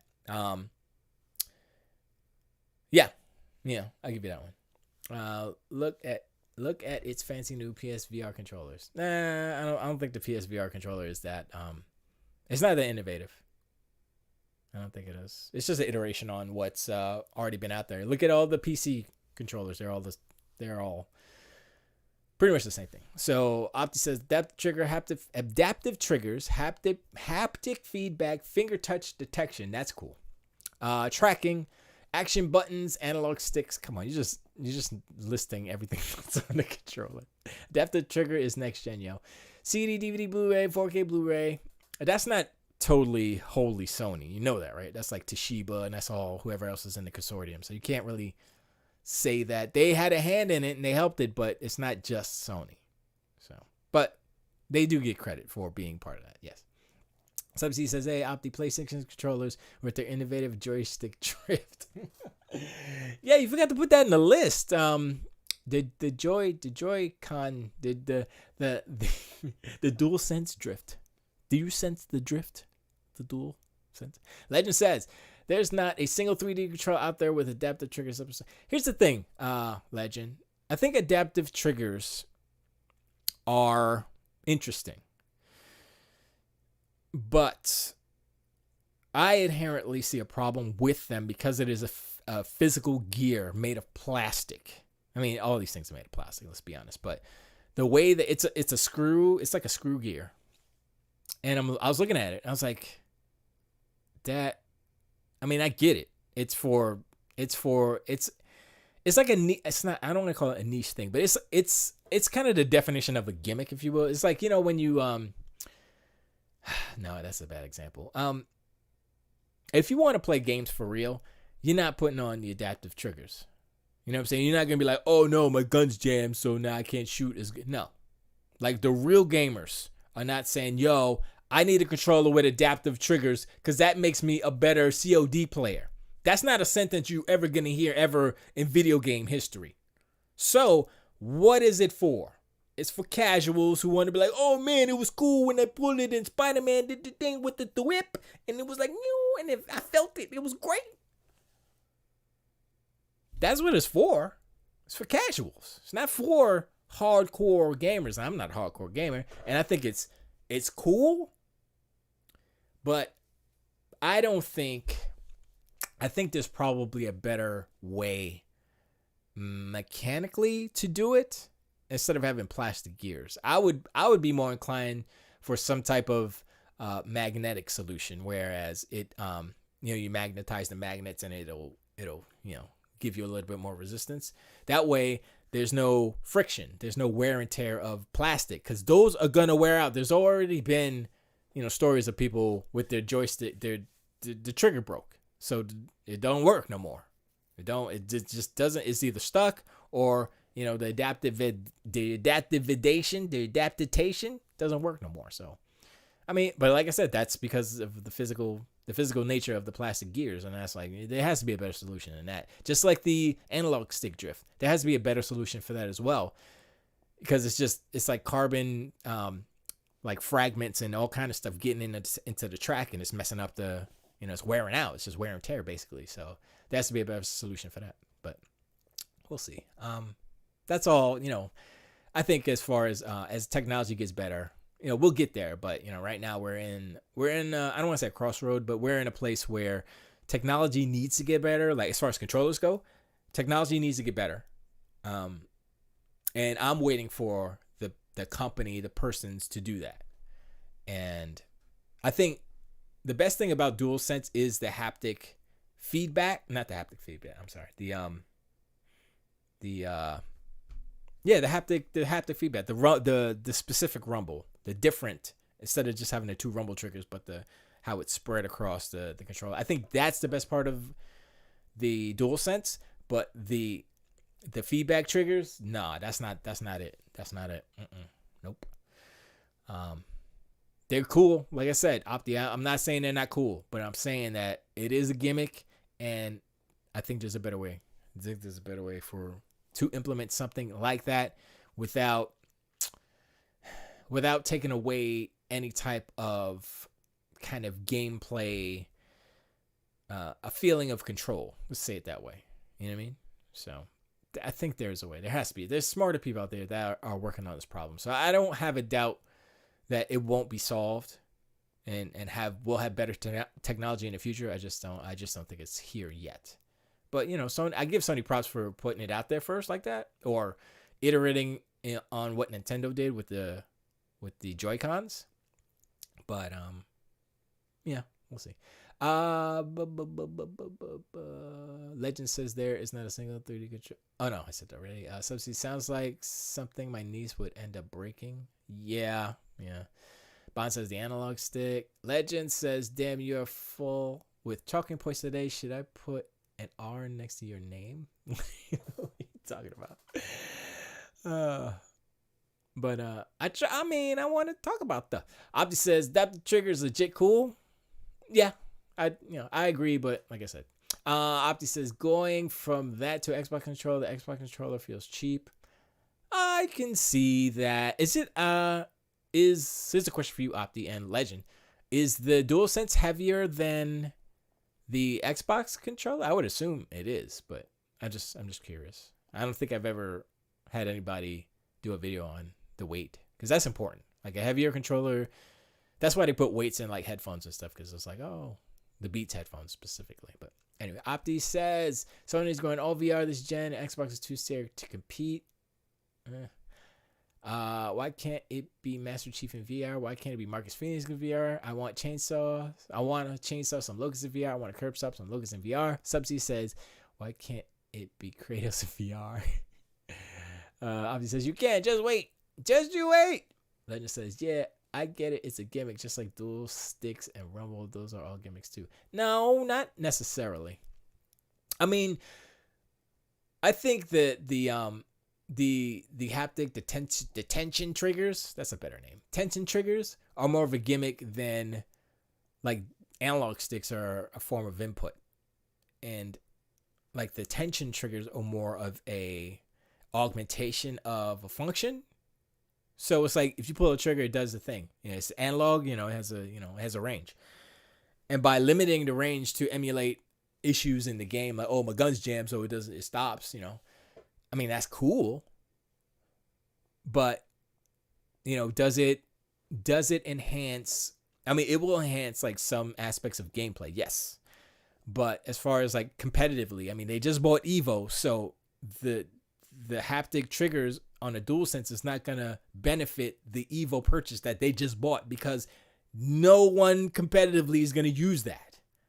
So you see what I'm saying? It's like, okay, I can see if it was synergistic. It's like, oh, they bought Evo and then the controller works perfectly with Evo, but that's not the case. It's like they're going to turn off stuff because, that's not what Evo is about. Evo is about, speed, accuracy, and we don't want no extra gears messing up our flow. You know what I mean? So, Opti says, SG, how does a bastard orphan son of a whore and a Scotsman? How does a bastard? Yes, it's heavier, only slightly. Okay. Where's that from? I'm trying to remember what that's from. Legend says, yes, it's a brick. Opti says, feels great in the hands, though. How's the balance? Like, so This is just the old Xbox controller. So one thing I noticed about I noticed the Dual Shock, that the weight of it was kind of down near the handle, so it felt better in the hand for some reason. This one does too, but there's no battery in this one, so the weight is off in this one. But yeah, I was wondering how the weight distribution is on that one, on the DualSense. That's another important thing, because if it's top heavy, it doesn't feel right. But if it's like bottom heavy, it kind of sits in your hands a little better. So I was wondering about that. Feel great in the hand. Yeah, looking at the DualSense, they got it. Wow, the word just, I was gonna say ergonomic. Yeah, that's ergonomics. Ergonomically, they got it right. It's closer to like an Xbox controller. So I was like, okay. I mean, I wouldn't say that they're biting, but it looks more like an Xbox controller as far as like the underneath and the grips where you grip it. Except for those triggers, though, I don't like them. They're still flapples. They're flappies. They're paddles. They look like paddles. They don't look like triggers. So that's one thing. That and the whatchamacallit sticks, they need to be offset, man.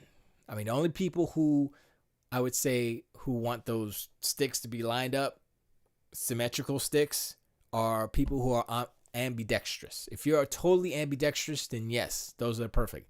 But everyone else in the world who's either left-handed or right-handed want offset sticks. Right-handed particularly, offset. But you get used to a controller, so that's not a big deal. But I'm just saying, when you go to fight, I said this before, like boxers don't fight like this. No, they go like boom, right? Left, right, left, right. There's an angle to that, just like the sticks. There's an angle to that. It's a mental thing, but still. Legend says, is Rumble form of input? It's information. It's not input for like the player inputting commands into the controller. It's not, but it does give the player information as far as what's going on in the game. So in that respect, it says, I've seen people use rock band guitars on Evo. So what are you saying? Well, that's just weird.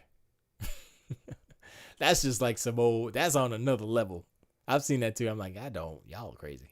Obviously says, the $10 found father without a father got a lot farther by working a lot harder.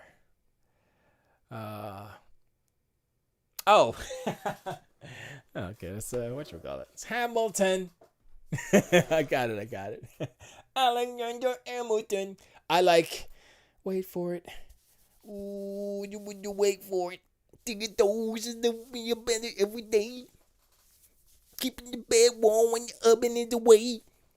That's my jam. He's on the other side of Georgia, trying to get the honey to life.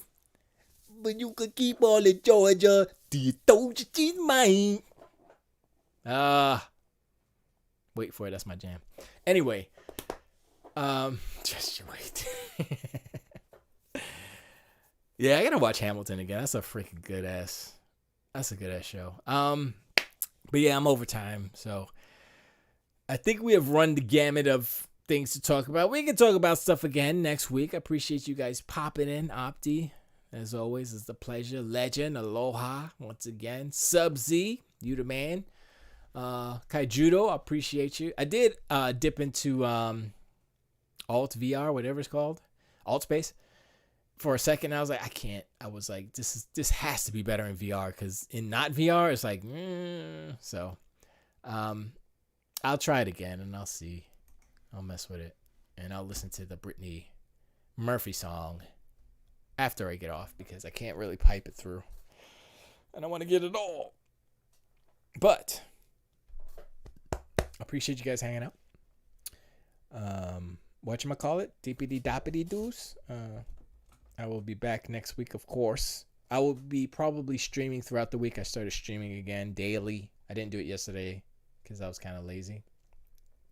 But I'm building, I'm working on my video. So like I said, I'm rebuilding the city scene, that first shot in the video. So I'm trying to build the buildings and stuff. So I'll be working on that stuff tomorrow, probably.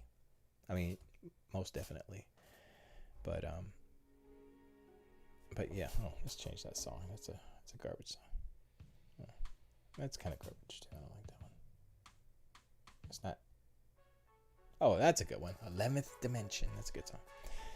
But yeah. Once again, appreciate you guys hanging out. Everybody, I shall see you. Talk to you next week. Tilt the weight.